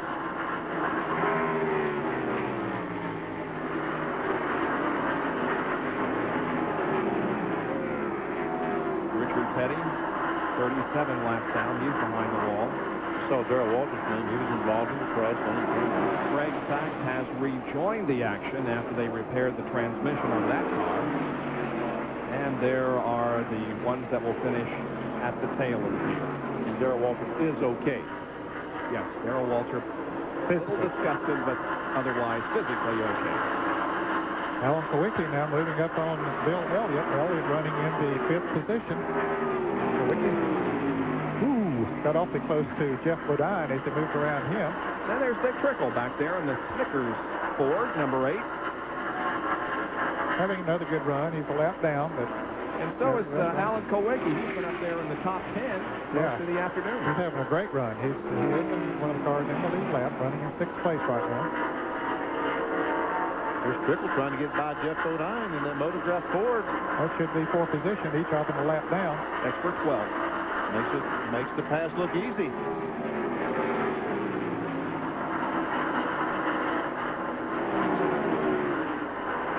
Petty now is right on that rear spoiler of Davey Allison.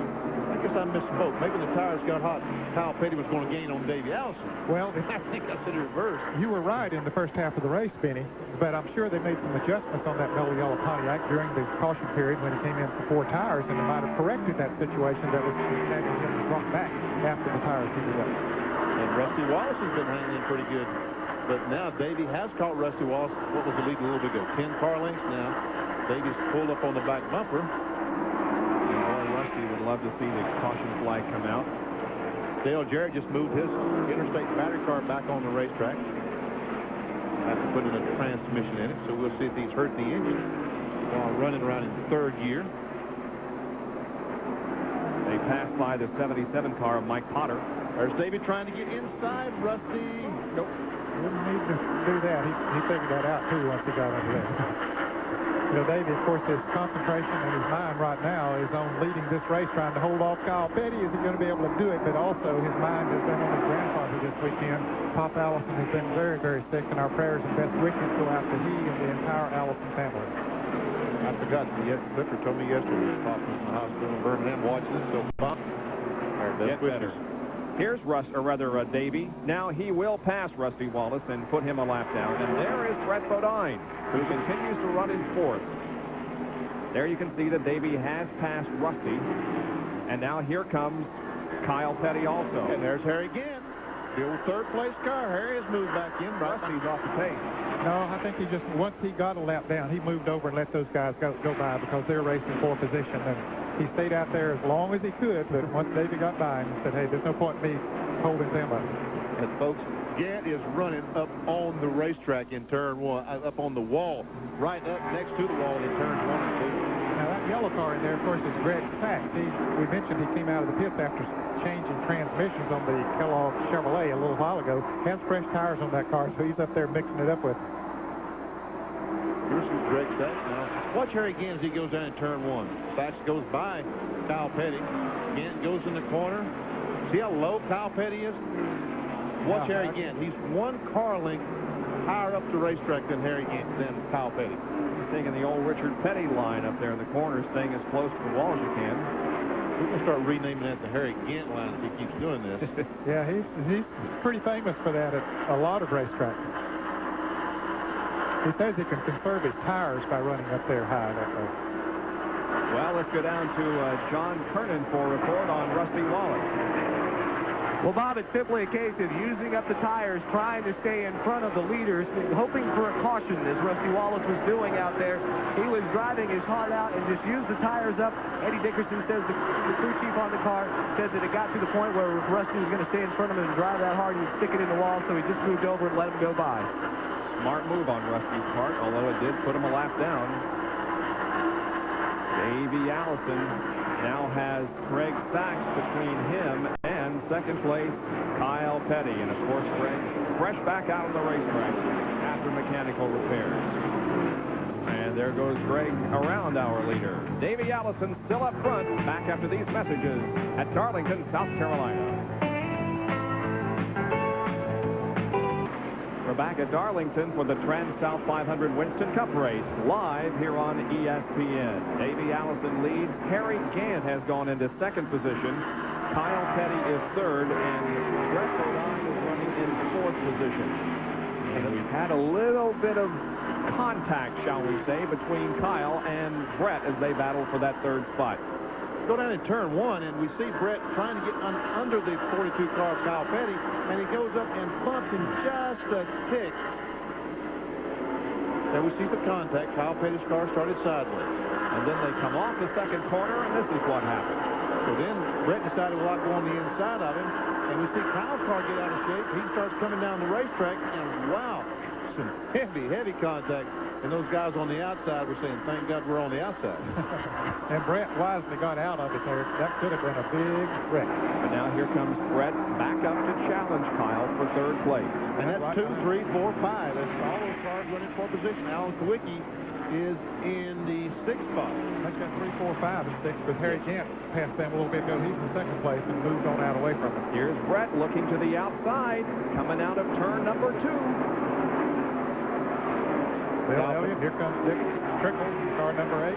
Brett's going to back out of it. He's not going to... In fact, he lost position to Elliott. Yeah.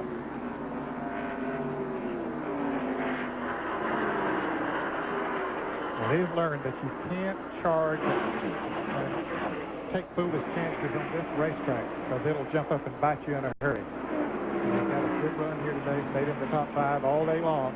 He likes that. Now Trickle trying to move on the inside of Brett Bodine. Brett says, hey, folks, just let me get strung out here and get my groove back, my rhythm back, and I'll be okay. But they aren't going to let him do that. Trickle passes him, and now Alan Kowicki and his brother Jeff are on his tail. Ricky Rudd back. The Kowicki is in the lead lap of these guys, and the Jeff Bodine car is a lap down. Something dragging on that 42 car. Well, when he and Brett Bodine got together, he did tear some of the stripping, rubber stripping. Oh, there's some contact between Elliott and Kyle Petty. And Elliott is going to go to third. Oh, Kyle's going to feel like he's and look at Brett. Bumper ball right there. Oh, Brett had to once again back off when he got into the third turn side by side with Kyle. And here's Jeff and the Kowicki car once again side by side.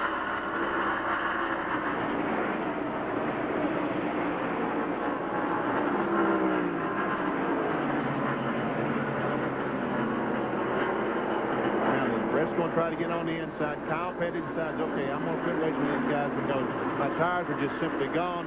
Let them go. Probably the best thing you do, be come in the pits, get some fresh ones, and he's going to do that. Yeah, he's slowing down. He must be listening to you, Ben. Here's Kyle off the banking, down on the flat portion of the apron, headed for the pits, and John Kyle was going to come in about 20 laps from now, but the car is really loose. And also, the water temperature is up to about 240 degrees. As I see him roll in, there's a bunch of rubber on that front grille, so it's not getting cooled the way it should. And now they will bump up the rear spoiler just a little bit. They're tightening the car up as it's been caught away and gotten very loose on them. A 4-tire change. They haven't made any move yet to pull that rear bumper strip away. Now they do pull that bumper strip away that has been torn off just a little bit. And now there's a crash caution. Kyle guns the engine and is gone. Rusty Wallace was involved. What a tough break for Kyle Petty. He makes a pit stop, and while he's sitting in the pits, the caution flag comes out. Now everybody else will get to come in during the caution, and that's going to put him at least 1 lap down. Tough break. Brett Bodine car. Rusty Wallace has slowed dramatically, and Brett Bodine pulled up behind him and hit him, and around Rusty went, and he did a 360, didn't hit a thing, and kept the car moving in the right direction. For the third time today, the caution flag waves over the racetrack. This comes on lap 221, and here it is again. There we see Rusty. Brett pulls up right behind him, starts to go, starts to go under him, but basically just ran into it. Couldn't stop the car in time, ran the back. Oh, close there on Alan Kowicki. It was a nice 360 he made there and headed back in the right direction. All right. But the driver who suffered because of that caution was Kyle Petty, who was caught in the pits when the yellow came out. Jerry Punch reports on the pit stops that are about to happen. And Bob, once again, a big break for Harry Gant. He was, they were waiting, the leaders were going to come in about 10 or 12 laps, but Gant has scheduled himself to come in 2 laps. So the caution comes out at the appropriate time, and they will struggle down pit road. Here is the Appleton Ford of Davey Allison, Bill Elliott, and Harry Gant brings the Oldsmobile to a halt. They will change all 4 tires. They are cleaning the rubber off the front of the car. They say the car is a little bit tight and plan on putting some tape across the front grill section to try to loosen the car up a little bit. Now, crew member goes and puts some tape across the lower part of the front air dam while left side tires are going on. They're trying to get tape to stick, but there's too much rubber there. Jack is away, and Gant is down and away. Davey Allison will win the race out of the pits. Gant will be second, then Brett Bodine and Davey Allison, rather Bill Elliott.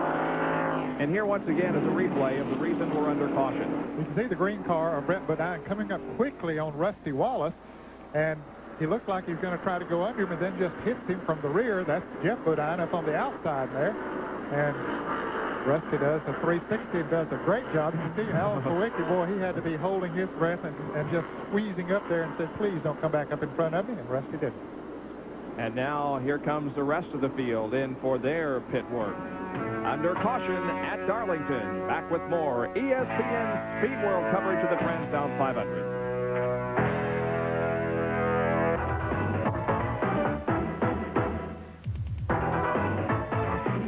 Trackbacks are brought to you by Quaker State. The Big Q is one tough motor oil.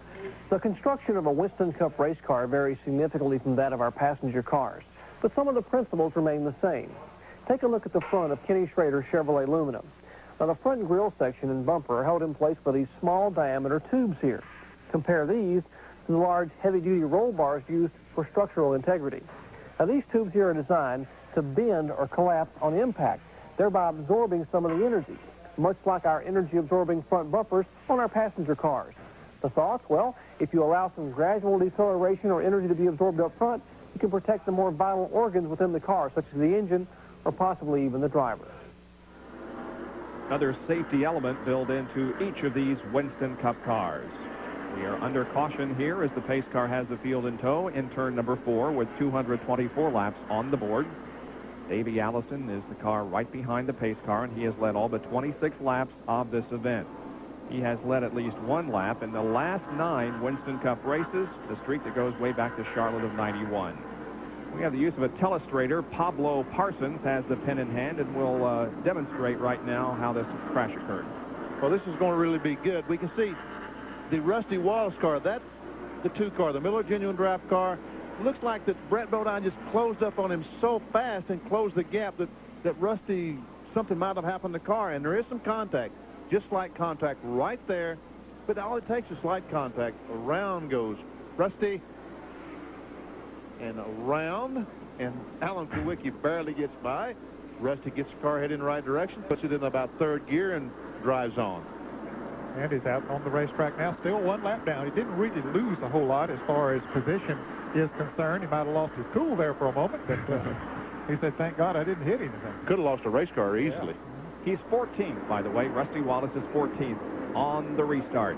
Well, he did lose some positions then because he was running in 9th position before that happened. Excellent crowd on hand here this afternoon as the grandstand here on the main straightaway is full and the one on the backstretch is nearly full. They stand and watch the resumption of this race on the 226 lap Doyle Ford showing the green flag, and here we go back to racing.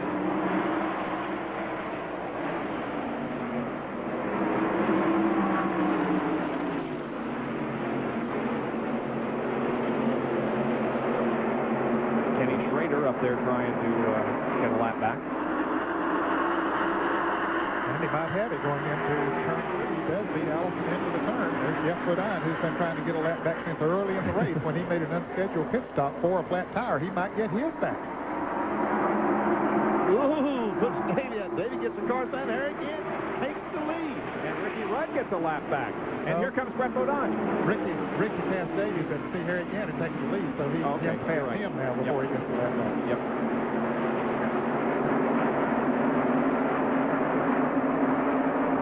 So Schrader and Jeff Bodine get their laps back.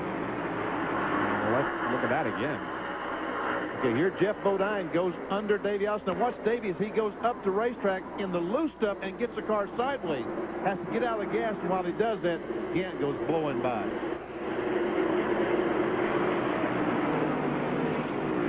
So now Harry Gant assumes the lead of this race with Davey Allison 2nd and Brett Bodine 3rd.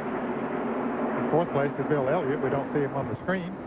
He's not too far back. John Kernan has an update on Kyle Petty.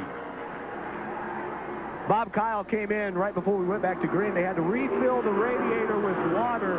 An overheating problem. Robin Pemberton, did that fix it? Yeah, I hope so. If you look up in the outside the groove on the racetrack, there's a lot of rubber. You know, at this particular place, the tires wear so much. So when he was running hard with Davey, the grill got plugged. So hopefully, I don't think it did any engine damage. It just was an untimely thing to happen. Well, as I told you before, they've had a lot of gremlins bite them this weekend, and it bit them just again this afternoon, although not a very deep bite, it appears. Well, he's in 17th position now. He was up there fighting for the lead before that gremlin got him.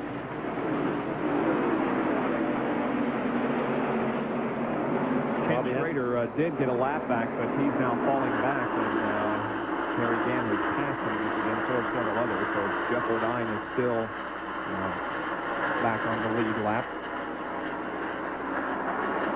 There we see Jeff Bodine, the red car, the red Motorcraft Ford, directly in front of Harry Gant's Skull Bandit. And a Napa Field summary for you again. Trying to do this at least every 15 minutes. And you can see Jeff Bodine is in the 8th place, so there are 8 cars in the lead lap as long as he stays in front of Harry Gant.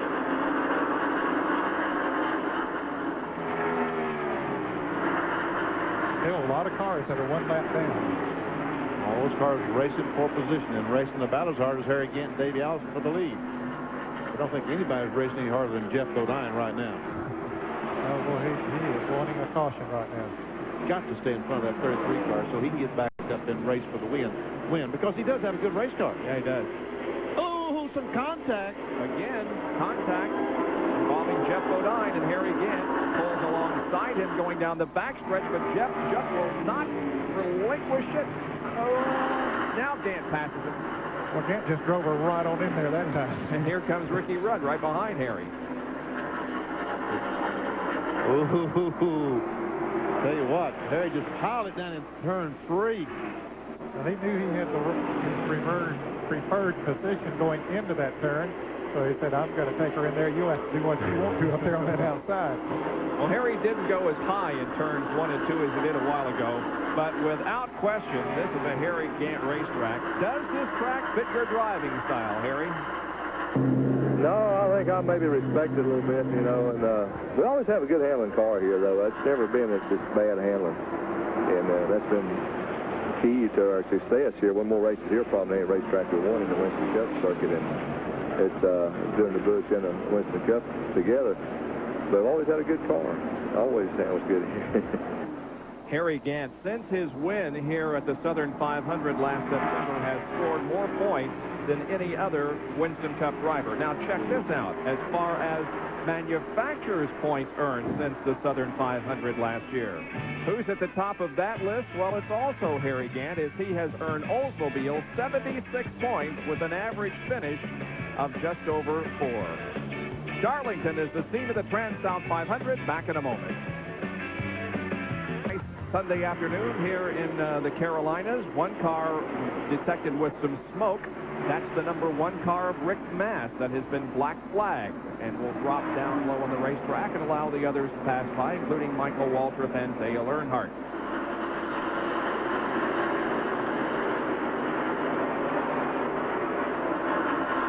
Rick Mast coming in. His finishes here at Darlington last year in the 13th and an 11th.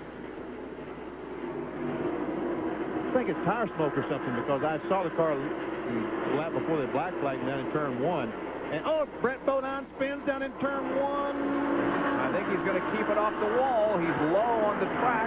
Got the car sideways. A lot of smoke coming from the tires, and the caution is out. Well, I tell you, he's another lucky soul, like Rusty Wallace was, that he didn't slide back up in front of the oncoming traffic. John Kernan, what's your report from the pits? Well, just a few laps ago, Brett had radioed in and said the car was just too tight, that it did not want to turn when he would take it down into turn 1.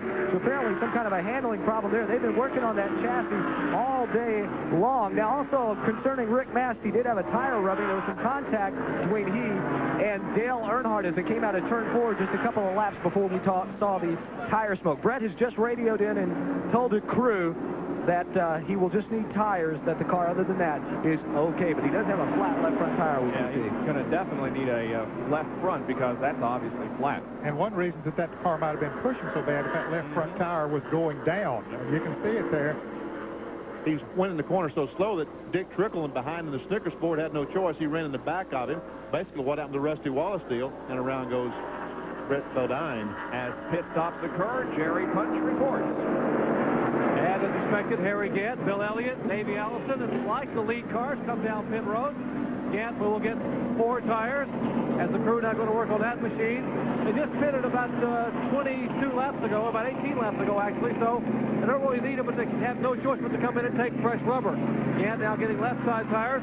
Service being completed down pit road on the Bill Elliott machine and Davey Allison. As Harry Gant is off the jack and heads down pit road. We'll watch that race down toward turn 1, and this time Harry Gant is the first car back to turn 1. And Bill Elliott is the second car this time. Here's Alan Kawicki going in on the backstretch. The only car able to pit on the back straightaway is Alan Kawicki because he's the only car pitting back there on the lead lap. But now he's got to start behind all those cars that just pitted before. And Brett Bodine comes in, and they are changing all 4 tires on that car that spun down in turn number 1, bringing out our 4th caution of the day. Quick service completed on the Quaker State Ford, and Brett Bodine is back underway. We'll take a break and be back with more from Darlington in just a moment. ESPN Speed World coverage of the Transouth 500 under the 4th caution of the day, and Elmo Langley, former driver in Winston Cup competition, who now pilots the pace car, is out there with the field under tow. Now let's go to the crew cam, and Todd Parrott from Rusty Wallace's Miller Genuine Draft Pontiac team. Turn the tires around, drops off the right front, goes around, drops off the right rear. Now he goes around the left side. Oh, he's going to work on the spoiler a little bit while he's there. He's bending it down to reduce the drag on down the straightaway and take some of the down pressure in the corner off the rear end. He's a busy person, not only grabbing the tires, but making the spoiler adjustment and making sure other things happen while Rusty is in for probably somewhere around 20, 22 seconds, something like that. Meanwhile, Brett Bodine has been in 3 times during this caution play. 245 laps are completed while we are under caution. Another break, and back with more racing in a moment. Flag has just come out. About a half a lap of action on lap 248 as Jeff Bodine has once again gotten his lap back. Harry Gant is the leader.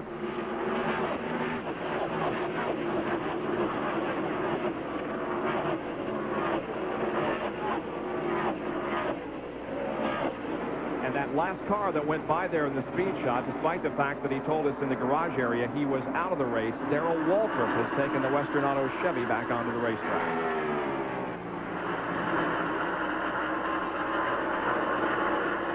Bill Elliott, meanwhile, going for 4 in a row. He's moved up to 2nd spot. That red 11, the big bud coming at you. In 2nd spot now.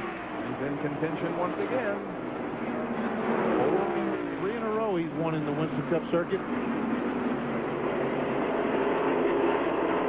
Kyle Petty, of course, Kyle a lap down with that green flag pit stop he made. He should be in the 8th position, I believe. Yes, 8th position. Jeff Bodine is 7th. There are 6 cars. Well, actually, 7 cars in the lead lap counting Jeff Bodine. He is indeed in the lead lap. And it isn't very much of a question that he was the most recent driver to win 4 races in a row. If Bill can pull that feed off today, it, of course, was Harry Gant. Mr. September. Yeah. What month did he do that in, Bob? I think it was October, wasn't it? Here's the Napa Field summary. Watch for your favorite driver. You haven't congratulated me on the excellent performance of the Indiana University Hoosiers last night yet, Benny. I was waiting on the Duke University congrats. Okay. Did you see that ball game? That was unbelievable. Man. Duke had a much tougher game than IU did.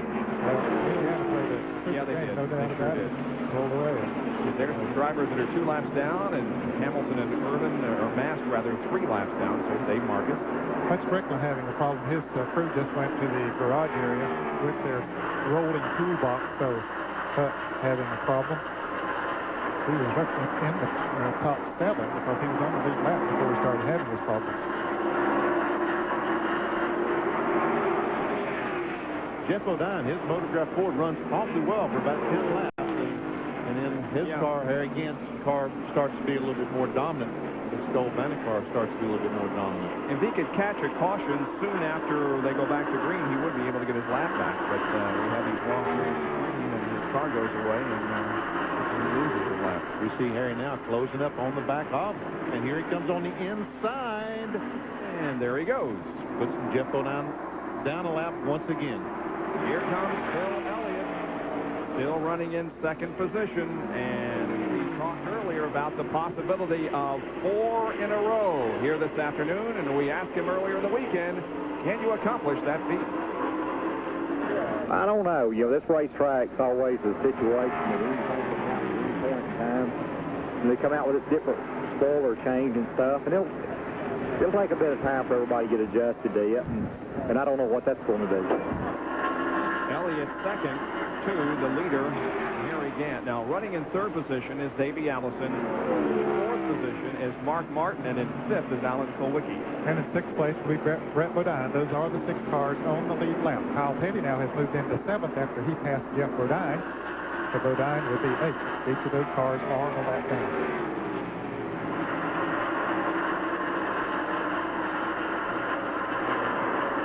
And there is 4th and 5th. Martin and Kulwicki, and there's Ricky Rudd. Now he too is a lap down, so he's the next car. He would be in the 8th position.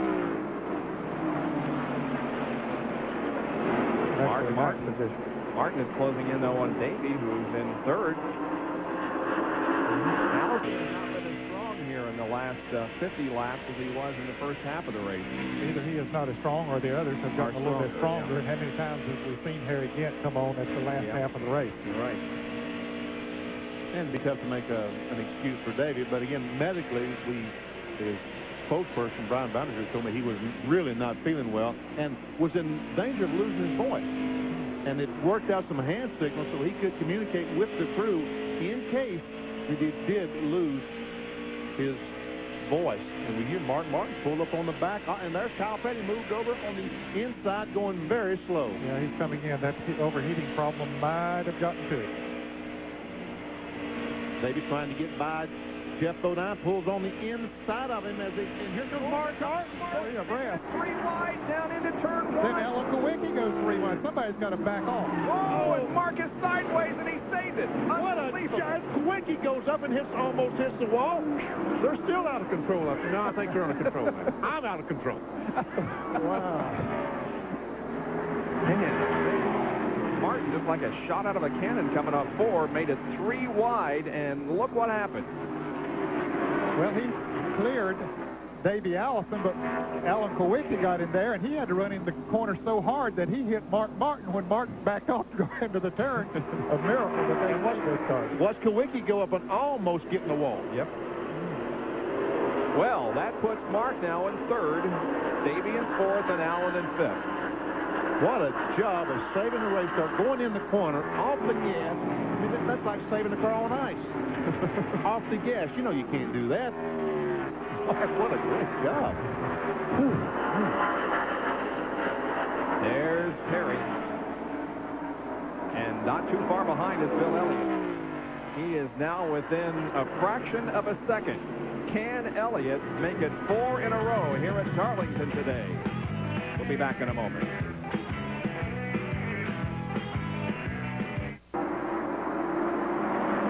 America's Cup racing certainly isn't as fast, but it's definitely as exciting, and they'll have onboard cameras just like we have onboard cameras here at the Transouth 500. The 5th Winston Cup race of the year. We're glad you could join us live for the first of 16 Winston Cup telecasts on the ESPN schedule for 1992. Next is Bristol next weekend, but between now and then, catch up on what happened during this race as you join us for our Checkered Flag program tomorrow night at 5:30. We will have a recap of this race and all the behind-the-scenes activity that went on. The Checkered Flag Series, 5:30 tomorrow evening here on ESPN. And Bill Elliott looks to me like he's gaining just a tick on Harry Gant. I think he is. He's just barely creeping up on him.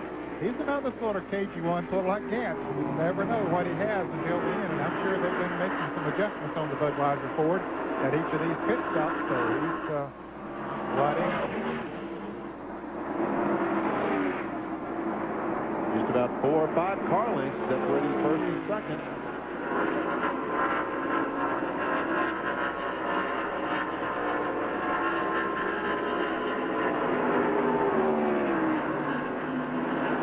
Quite a bit of racetrack between Elliott and Martin in third.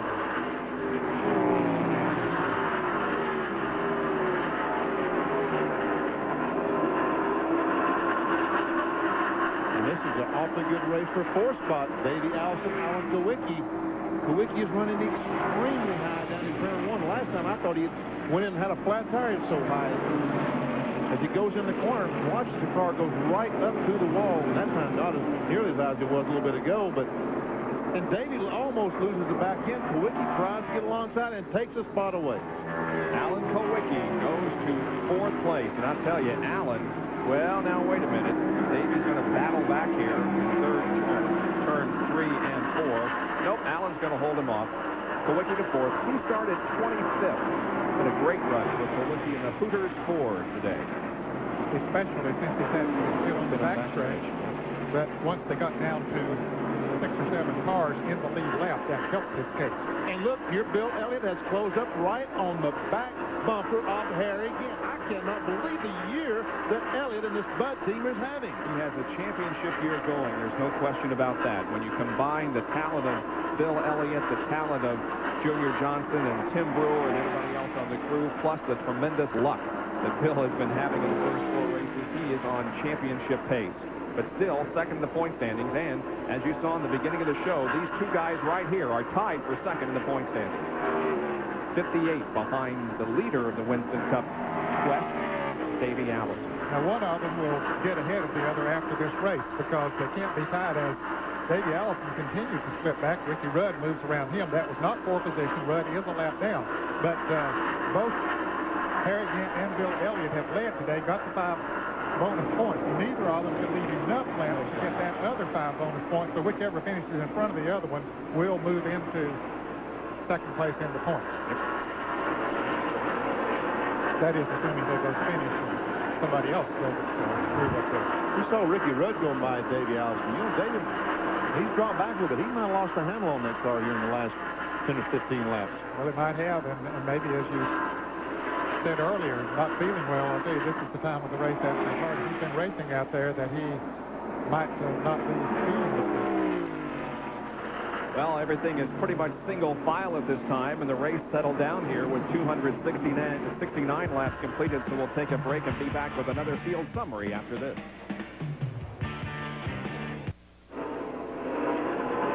Bob Jenkins, Ed Jarrett, Benny Parsons, John Kernan, and Dr. Jerry Punch back at Darlington Raceway in South Carolina. Harry Gant leading Bill Elliott by the shortest of margins with 272 laps finished here in this 367-lap race. Here's another Napa field summary as we run down the entire field for you and where these guys are running at the moment. All those 5 cars, of course, in the lead lap. And so is Brett Bodine. And we have a lot of cars that are 1 lap down.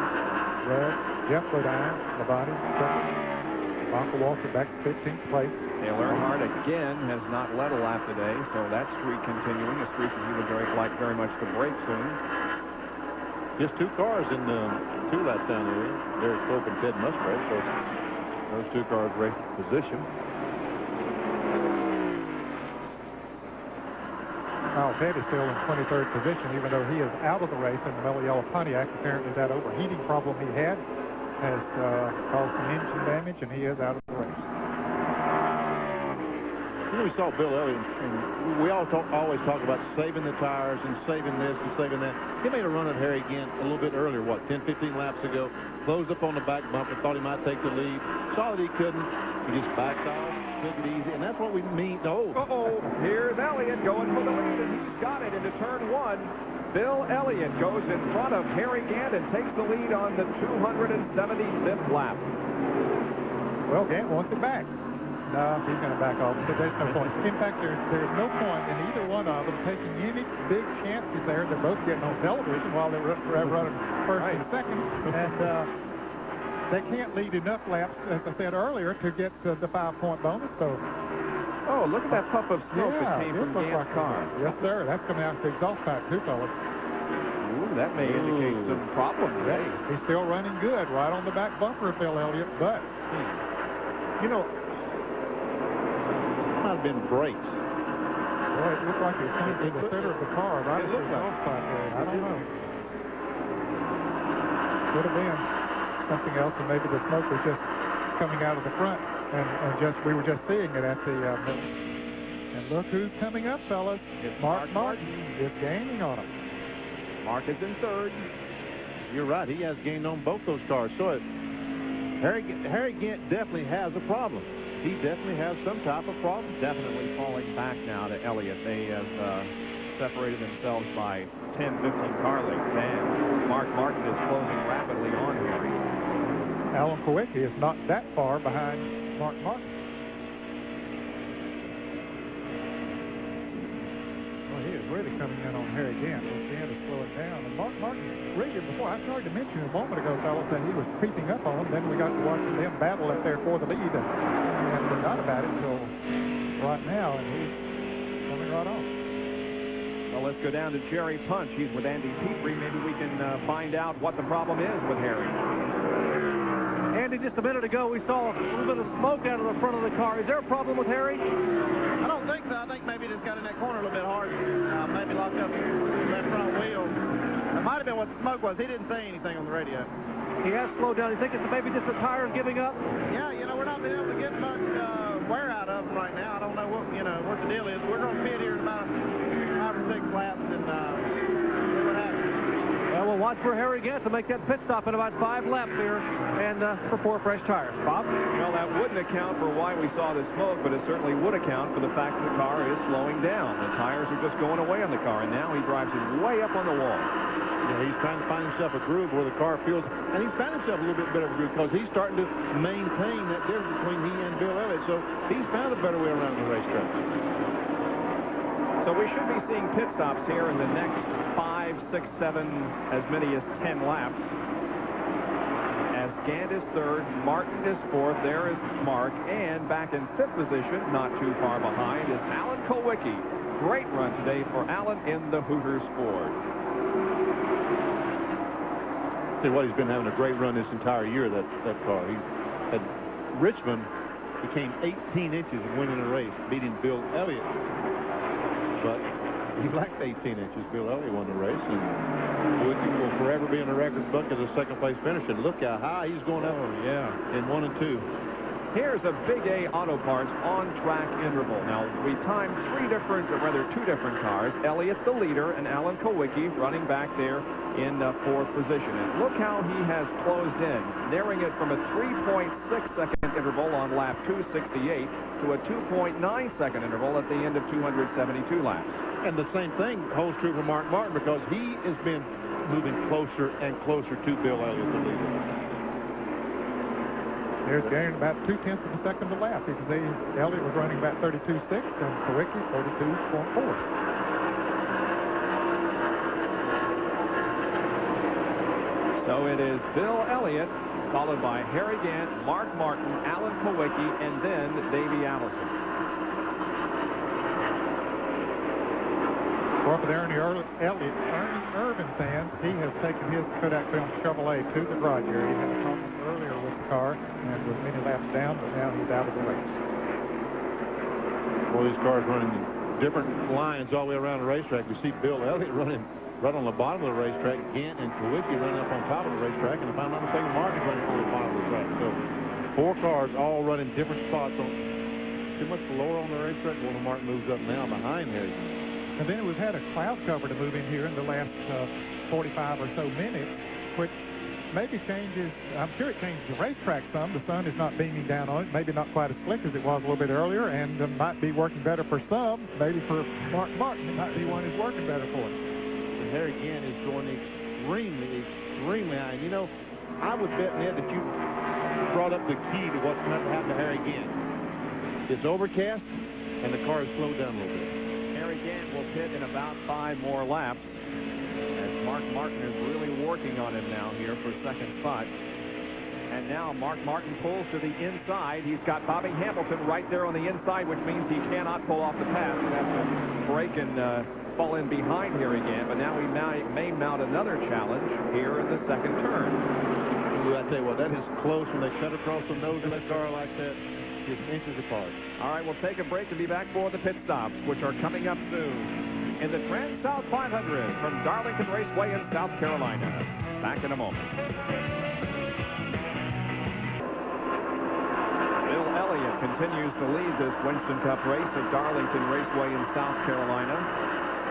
And Mark Martin has taken over second because Harry Gant just could not wait any longer, and he had to come in for a pit stop. Now watch Mark Martin pass Harry Gant. This is down in turn 1. They go in the corner.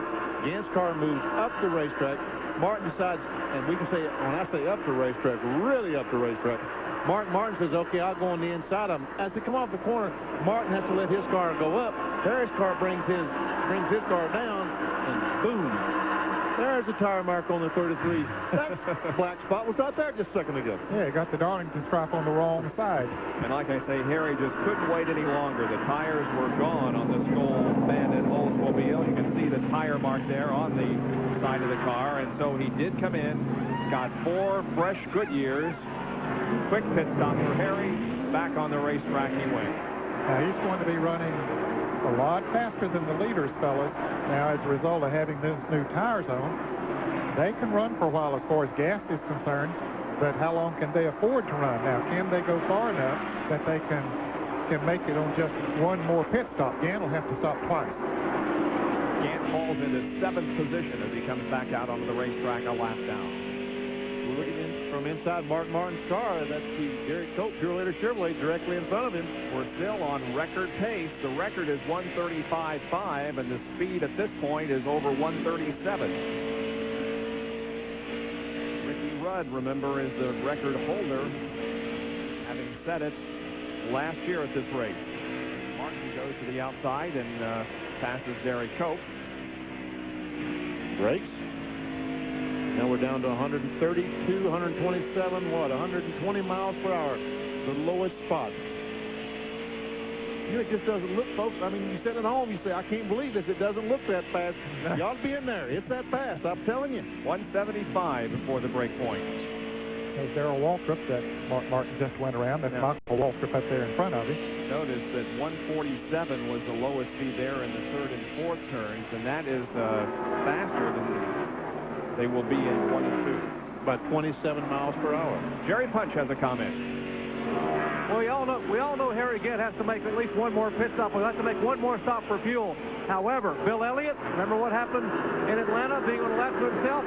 He will make one more stop, and that's it, folks. He should come in about lap 303, 304, 305, somewhere like that, and that should be his last stop if we go green the rest of the way. Davey Allison is trying to stretch his fuel mileage so he can make one more stop and call it a day himself if they should go green. Let's check in on the other end of pit road with John Kernan.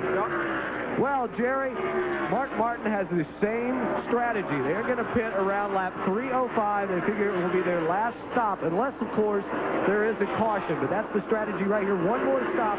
They figure to shoot it out with Bill Elliott. Okay, what do you think, Ned? I think that Harry Gant will beat them both if he stops.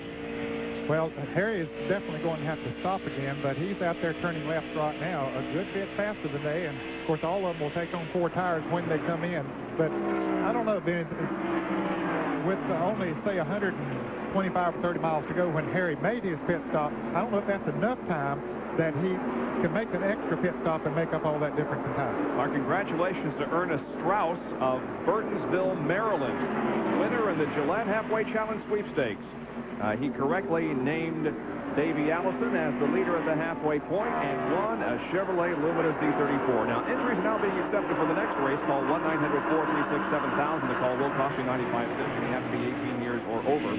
Or you can send your name and telephone number to Gillette Halfway Challenge, Post Office Box 1868, South Hackensack, New Jersey, zip code 07606. We've been talking about what a difference the new tires make. And you're seeing it there. And you know what I was saying right before Bob went into that halfway challenge winner? Harry Gant might, as fast as he's running, he might be able to make that extra pit stop and still be there with him. And still win the race. I mean, the Brad break he could get right now, if the caution light was to come out, he would be a lap down. Oh, yeah. That is until he catches that 11 car and gets by him. Now, we see Davey Allison's crew ready for him to come in. Now, they haven't got to that 305 mark yet that they were predicting they would go to. But Davey Allison's car is getting slower and slower and slower. He needs to come out. Here's Gant just blowing by Bill Elliott. So before got sold. So Oldsmobile taking off. He's now back on the lead lap. Yeah. And these other crews have got to figure. They got to calculate and say, hey, we know he's got to make another pit stop, but the way he's running now, I don't know. If he's running 10 seconds per lap faster, it doesn't take long. Not 10 seconds. 2 seconds. Yeah, okay. Now here's your Napa field summary once again. Now you will notice as we go to the second 5 that Gant here is shown as a lap down. That's not correct because just momentarily he got the lap back, but he hasn't been officially scored in that position. And Ken Prater now is going 2 laps down as Bill Elliott moves around him.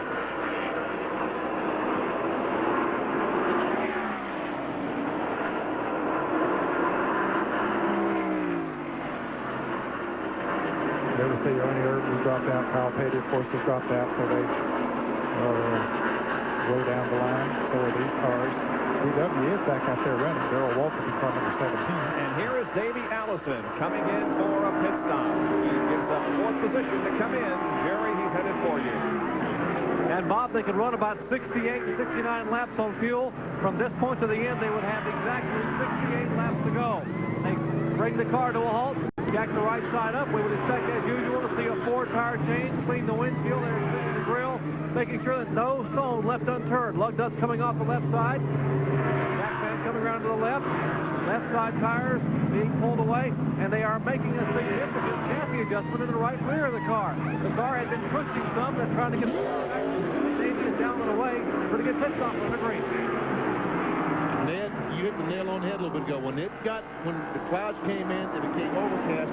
These cars started pushing and started handling poorly. Davey Allison and Harry Gant, both those cars had to make some adjustments because of the weather change. First half of the race, they were absolutely the fastest cars out there, but that weather can make a big difference. I don't believe he can go the rest of the way now. And Alan Kowicki's going in on the back straightaway in that Hooters Ford. He gives up 3rd position as Navy builds up speed in the Haviland Ford. There is Allen coming in on lap 301. We've got 46 laps to go in this event. Carl Andrews and the crew goes to work on that car. It's going to be a 4-tire stop. Like the car overheating a little as there's some fluid coming out. That's how right behind the right rear tire, the hose from the radiator goes all the way back there. We see him scrubbing that rubber off the grill. And Rusty Wallace is in, and Todd Parrott once again wears our crew cam. Gathering up the tires on the right side, coming around to the left. We've seen several cars overheat as we watch Todd Parrott do his work there. Several cars overheat here today. There's a lot of rubber. We talked about the wear here today. It's scrubbing that rubber off those tires, and it's getting in the grill of these cars and causing some overheating. Mark Martin is also in, and John Kernan will call this stop by Mark. Well, of course, it's going to be a 4-tire change. They're in about 2 laps earlier than what they had previously told us, but their strategy is still the same. Jack Roush and Steve Hill put their heads together moments ago after timing Harry Gant.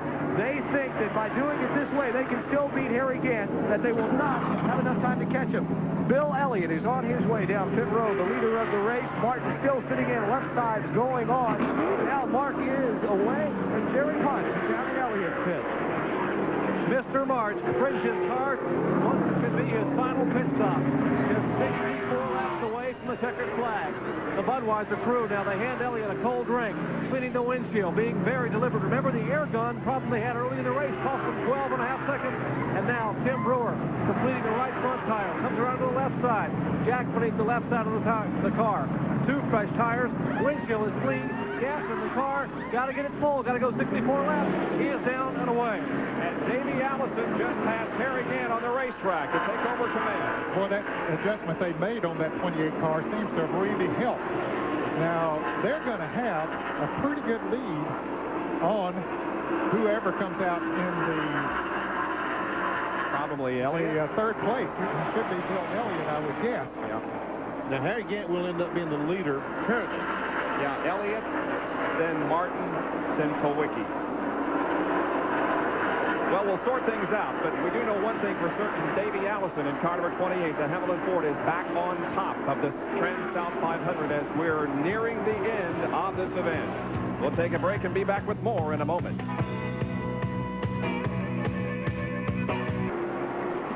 Coming up next, right after the conclusion of this Winston Cup race, the Defender and the Challenger. Semifinals of the America's Cup from San Diego with Jim Kelly in the group. And immediately following our telecast of this event here at Darlington. How fast those boats run?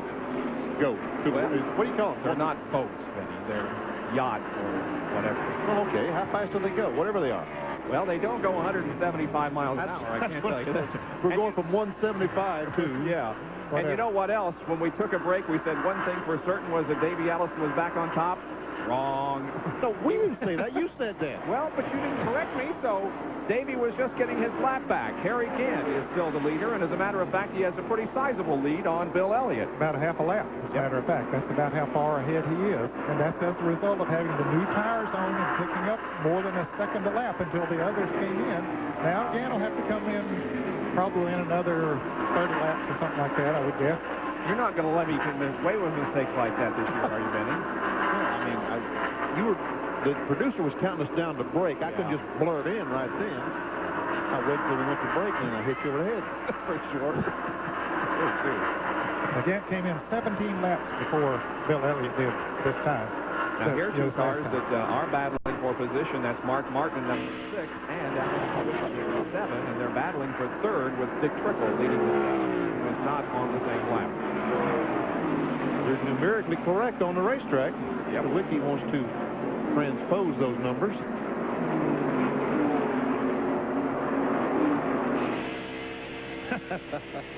We see Mark Martin waving to Dick Trickle and said, hey, get out of the way.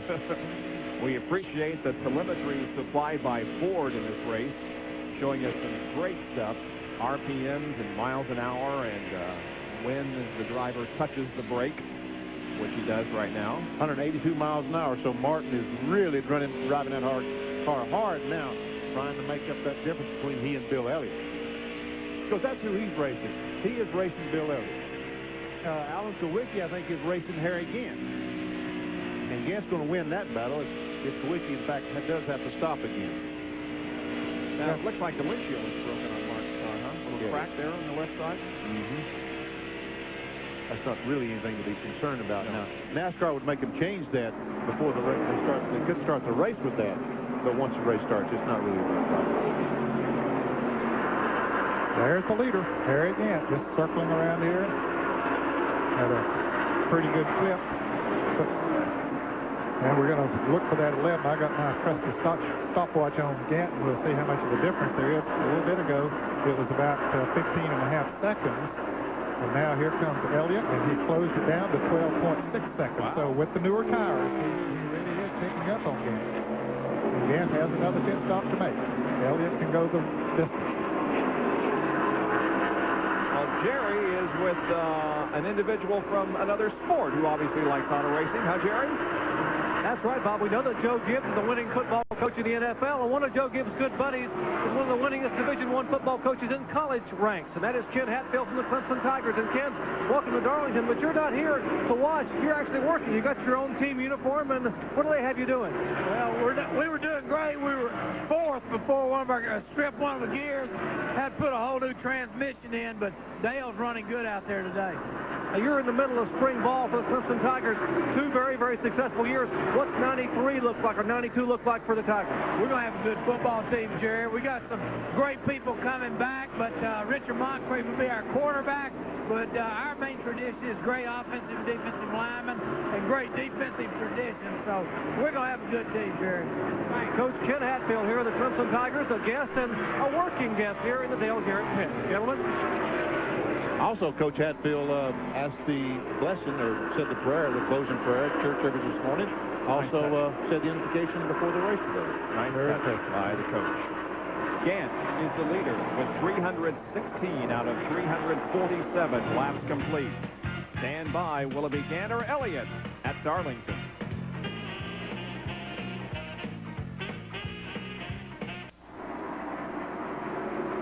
Glad you could join us on this Sunday afternoon for the first of 16 Winston Cup telecasts in 1992, the Transouth 500 from Darlington Raceway, South Carolina.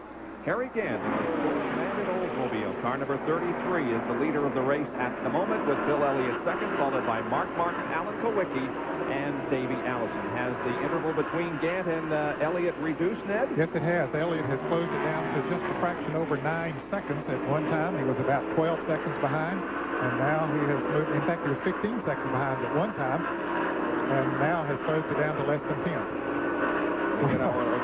Harry Gant and Ricky Rudd. Rudd made a pit stop not long ago. He has fresher tires than does Gant.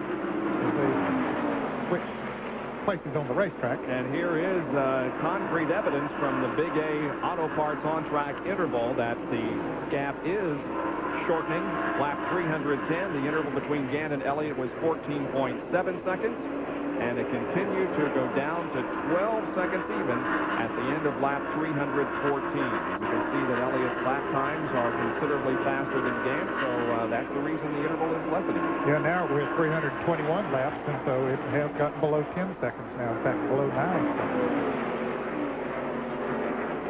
It'll be interesting to see how long. I believe Gant's fixing to come in here before long, fellas. I think that he's seeing that lead slip away, so he's going to come in and get those new tires on there. I think that's a smart move, because if caution should come out late, well, then he would be in position to get back in the lead lap, even if he goes a lap. Here it comes right now. Yep, he's coming in. Jerry Punch is right there. There are 26 laps to go in this race, Jerry.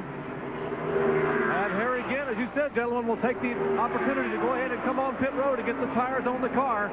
Now, about 3 pit stops ago, they found out that Harry had a right rear tire going down. Come in now, and we will watch and see if they will change all 4 tires. And yes, they will. They're taking the lug nuts off the left side. Harry Gant on pit road, about 45 laps away from the checkered flag. Skull Crew now completing the right side. Charlie Preston puts the jack plate the left side of the car. Bill Elliott is in turn 3 in the Budweiser Ford. We'll watch Elliott now coming toward turn 4. As he heads out of turn 4, here's Harry Gant. 19 second pit stop. Great effort as Gant heads for turn 1. And Elliott also heads for turn 1 on the racetrack. Well, he'll put a lap on him. Elliott, with the speed up, he will be in front of him, but it won't take Harry Gant long to run him down with those new tires. Another fantastic pit stop by Andy Petrie and the boys in the Soul Bandit pits there, 19 seconds. And Harry is picking up speed quickly on the backstretch, and so with those 4 tires, he could unlap himself here in the next few laps, and thanks for the correction, it is 46 or now 44 laps to the other. Didn't you bring your calculator again, Bob? I was thinking of 347 was the end of the race. It's 367. Sorry, Bob. I'm telling you. But Harry Gant's got a problem right now. There's a lot of traffic. Well, he's going to dispose of that traffic. Yeah, he'll dispose of that traffic in a hurry. Just went around Alan Kowicki. He is in heavy traffic. Bill Elliott is right in front of that heavy traffic. We'll see that traffic right behind Elliott here in just a moment as Elliott goes into turn 3.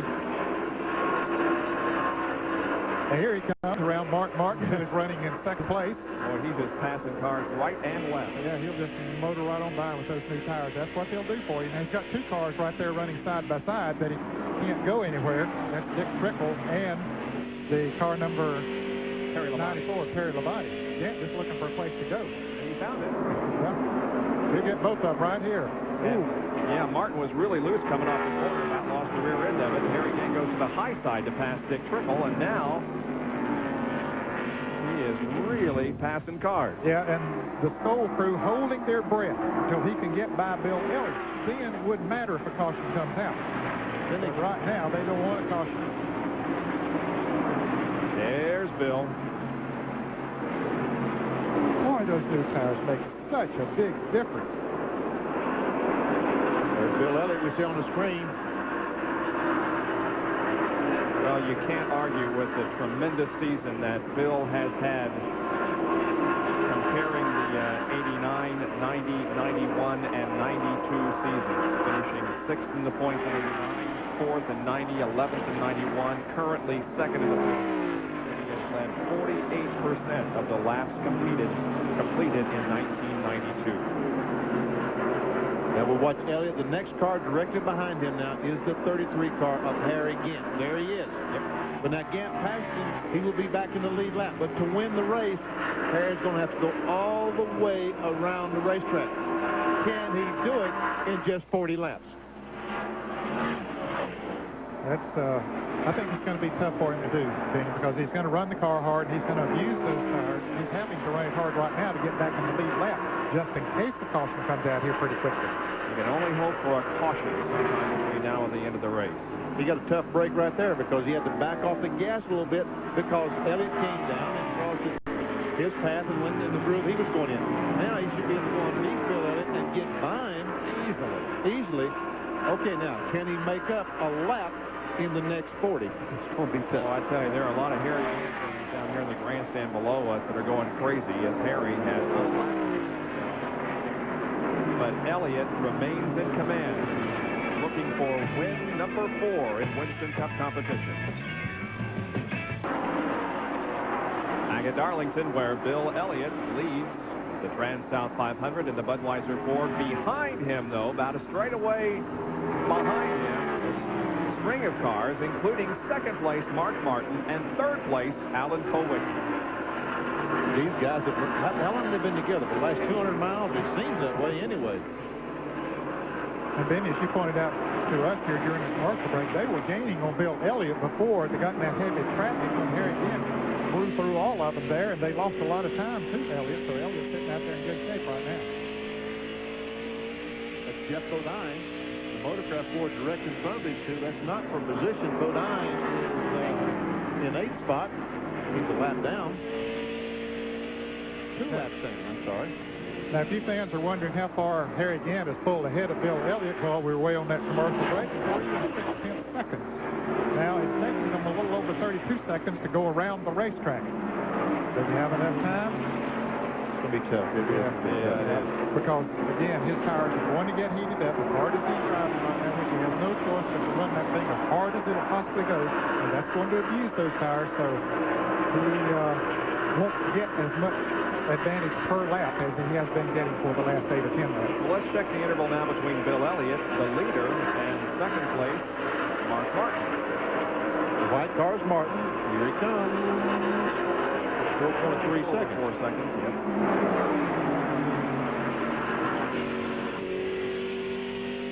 With Mark Martin running second, and Alan Kowicki is third. Davey Allison is fourth.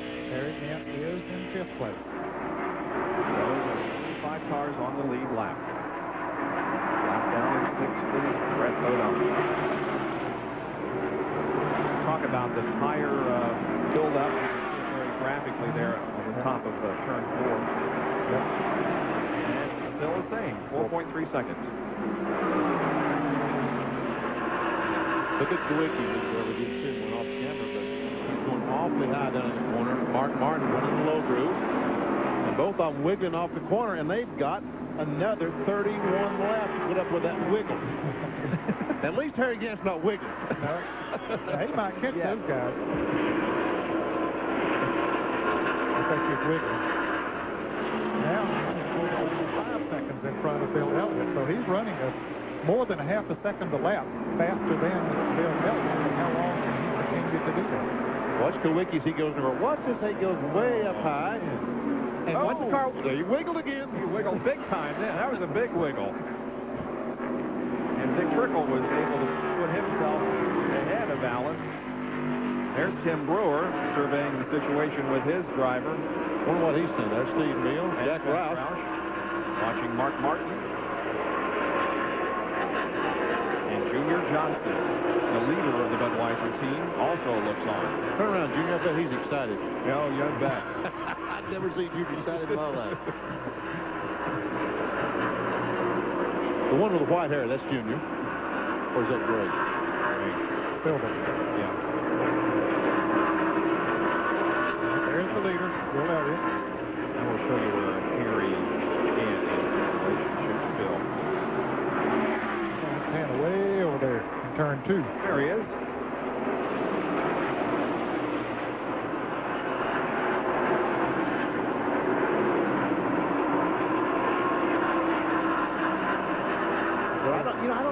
Harry Gant need a caution flag to catch up, or is he better off this way? Those Fords are fast, awfully fast. And if the caution flag comes out, he's got 3 or 4 of them to race. And he would have to start basically behind all of them. If the pit stop went okay, he may be better off trying to run them down. He's very close to taking over 4th place from Davey Allison. There's Elliott lapping the 30 Pennzoil car of Michael Waltrip. Bill's car didn't wiggle too much. There's Trickle, who is not in a battle for position with Mark Martin. And let's see, Harry Gant, he went by Davey Allison, so he's 4th. Up to 4th. Boy, what a story this would be, huh? Ending Bill Elliott's win streak and doing it the way he has done it or is doing it. In any case, Elliott continues to hold on to the lead as Junior Johnson and others watch. We'll be back in a moment. Of 367, and Bill Elliott continues to lead. Mark Martin is in 2nd, and Alan Kowicki was 3rd, and Sterling Marlin is between the 2. Yeah, Sterling many laps down as a result of having been in the garage area for a long period of time early in the race. But Kowicki thought he was going to be able to get past Mark Martin because both of those cars are still doing a lot of wiggling, as you say, being out there on the racetrack. I tell you what, both those guys need some tires big time. They really are. I think Harry Gant's going to run those 2 cars down and finish 2nd if there's not a caution flag. Bill Elliott is the leader, and Harry Gant continues to pull away from him, but does he have enough time to catch Elliott? No, I don't think he does. I don't think he does. Ramfield summary again. And I got to give my hats off to Bill Elliott. Back earlier on when he made a run at Harry Gant, and I said, he decided, hey, I can go by him, but I want to sit back here and save my tires.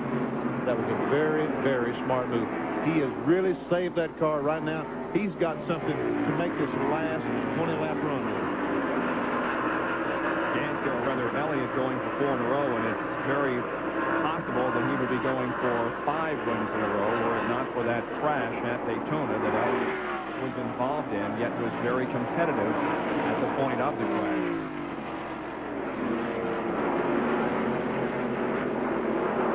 Black flag is being given to Sterling Marlin as came down the starter stand. Looks like Kowicki had Martin that time, but Michael Waltrip decided to go in the pits and slow down in front of him and not able to make the pass.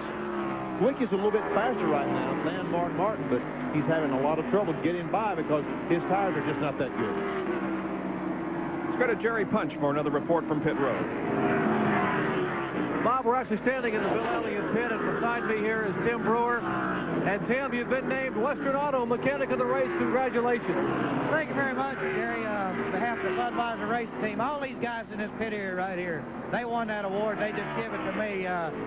You know, it's just one of those deals to where great bunch of people, you know, great people to work with, Junior, Bill, all the guys here, you know, and hats off to them guys, not me. Now, you're about 20 laps away from making it 4 in a row. It looks like possibly that Gant's not going to be able to have enough to catch you. Well, you know, we don't count our chickens before they're hatched, but, you know, discarding bad luck, you know, it looks pretty good from right now, but, you know, the Budweiser Amoco Ford, you know, it's been pretty good all day. Hopefully we can keep it under for a few more laps. That's Tim Brewer, the crew chief for Bill Elliott. And Bill Elliott continues to be the leader, but Alan Kowicki has gone to 2nd, putting Mark Martin back to 3rd, and Kowicki did it with a pass on the high side in the 2nd corner. Allison now goes a lap down in 5th position. 4 cars now on the lead lap. It is Elliott, Kowicki, Martin, and Harry Gant.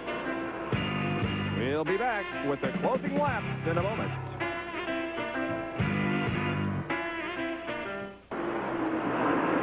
Bill Elliott, continuing his streak, is leading the Winston Cup race here at Darlington, trying to make it 4 consecutive wins. And we're on lap 354. We're looking for 2nd place. Bill has that much of an edge on Alan Kowicki in car number 7. Running in 3rd position, having dropped back on the racetrack recently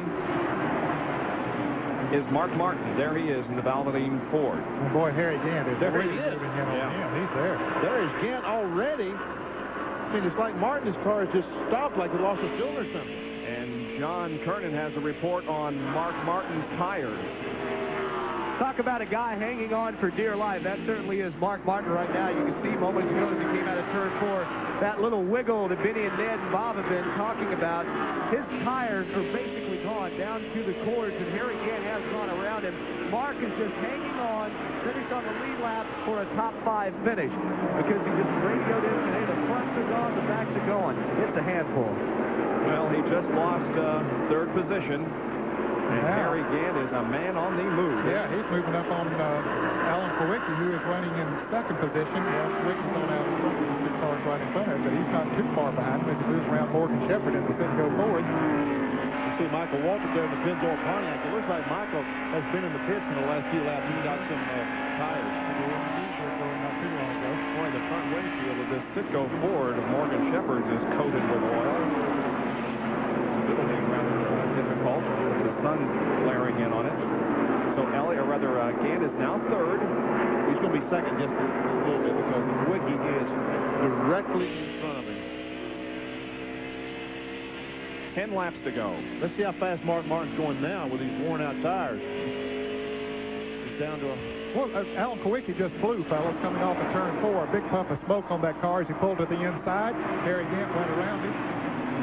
Gant's about 14.5 seconds behind Bill Elliott. From Alan Kowicki. Would this be a caution? Spraying oil down on the racetrack? No, I don't think so. He might be able to ride it out. I don't know. It's really slowing down on the map. No, he's not going to ride that out. Too bad, because Kowicki, who started way back in the pack in 25th position, had been in the top 10 and, in fact, in the top 5 most of the day, but his race ends about 8 laps short. So Harry Gant has moved into second spot, but I just don't think there's time to catch Bill Elliott. No, he's not gaining much on him now, Benny. Isn't he? No, he's maybe a tenth of a second a lap or something like that, where he was gaining over a half a second a lap. Kowicki's been black by NASCAR, but I think that he's all done anyway. Yep. Well, if there are any bugs here at the racetrack, he'll get rid of Clear those. the mosquitoes, hasn't it? 4 in a row. And it continues Ford's winning streak, of course, and the last time that a Ford won here at Darlington was when Bill Elliott captured the Southern 500 in 1988. And the last Ford win at this particular race was when Elliott won in 1985.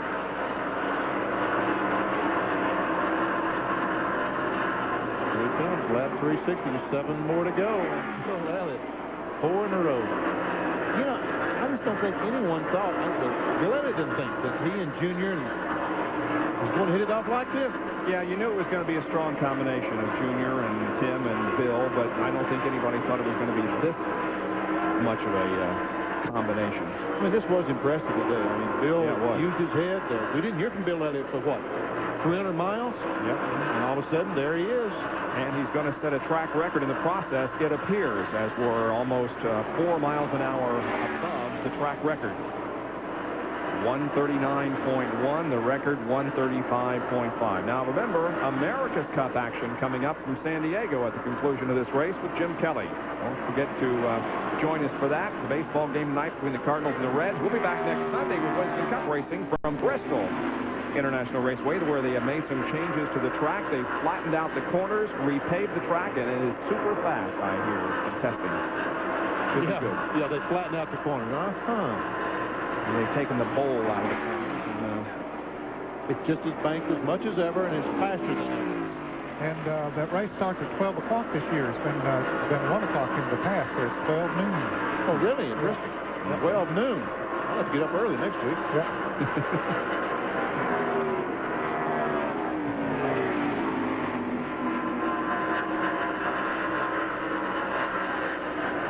We'll be getting off the air fairly quickly after we talk to the winner of the race. We'll definitely do that for you.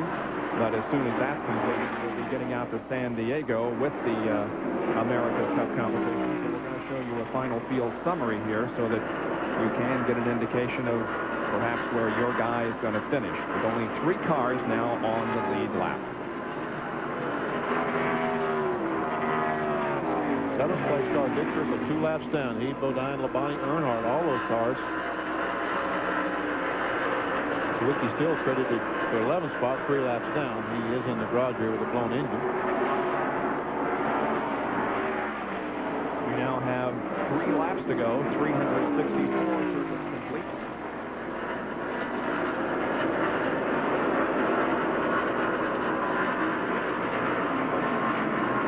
I think we mentioned that Bobby Hamilton went out of the race a little while ago in the Country Town Oldsmobile. This year's Rookie of the Year winner. Really, we're just cruising around. Yeah, Harry Gant came up about a quarter of a lap, about 10 or 12 seconds short. A race, an exciting race for the We have 2 more laps to go now. That field summary gave you an indication of where they are right now in terms of standings, and that will probably be the final standings of this race. 1.5 laps to go for Bill Elliott. And the Ford streak will go to 9 in a row. Not since Charlotte in the fall has Ford lost a Winston Cup race. Here's the white flag for Bill Elliott. 1 more lap to go. How about since the North Wilkesboro race? That's when Dale Earnhardt won, and then Ford did win the race at Charlotte. last lap for Elliott. Imagine that Budweiser crew. There's a race for position. Yeah, the 26 car of Brett Bodine has... No, I don't think that was for position. Bodine is a lap down. You're right, yeah. Brett is in 6th. That's what I get to think. Here comes Elliott off the corner. Checkered flag is waiting. There it is. Elliott wins his 4th consecutive Winston Cup race in 1992. Unbelievable. 4 in a row. Harry Gant has crossed the line. He'll finish in 2nd spot, and Mark Martin will bring home the Valvoline Ford in 3rd spot. And we'll be back to talk to Awesome Bill, who's won again, when we return to Darlington, South Carolina.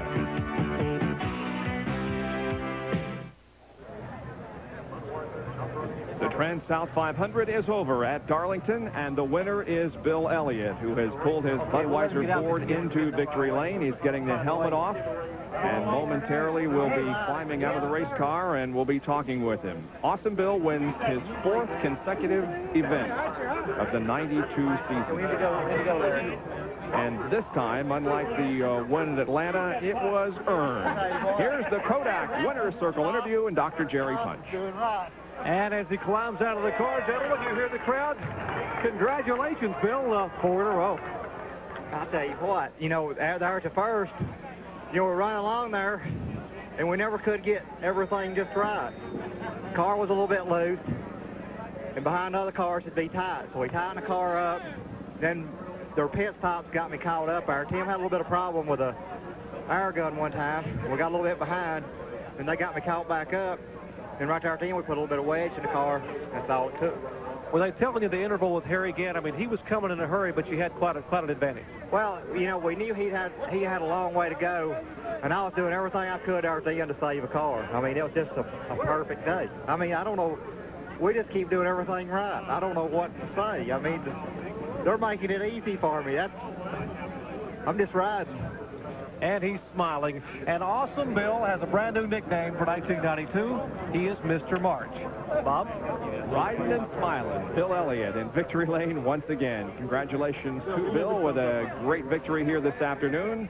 And we'll be back in just a moment to wrap things up and get things settled down as Bill Elliott visits victory lane once again in 1992. Back after this.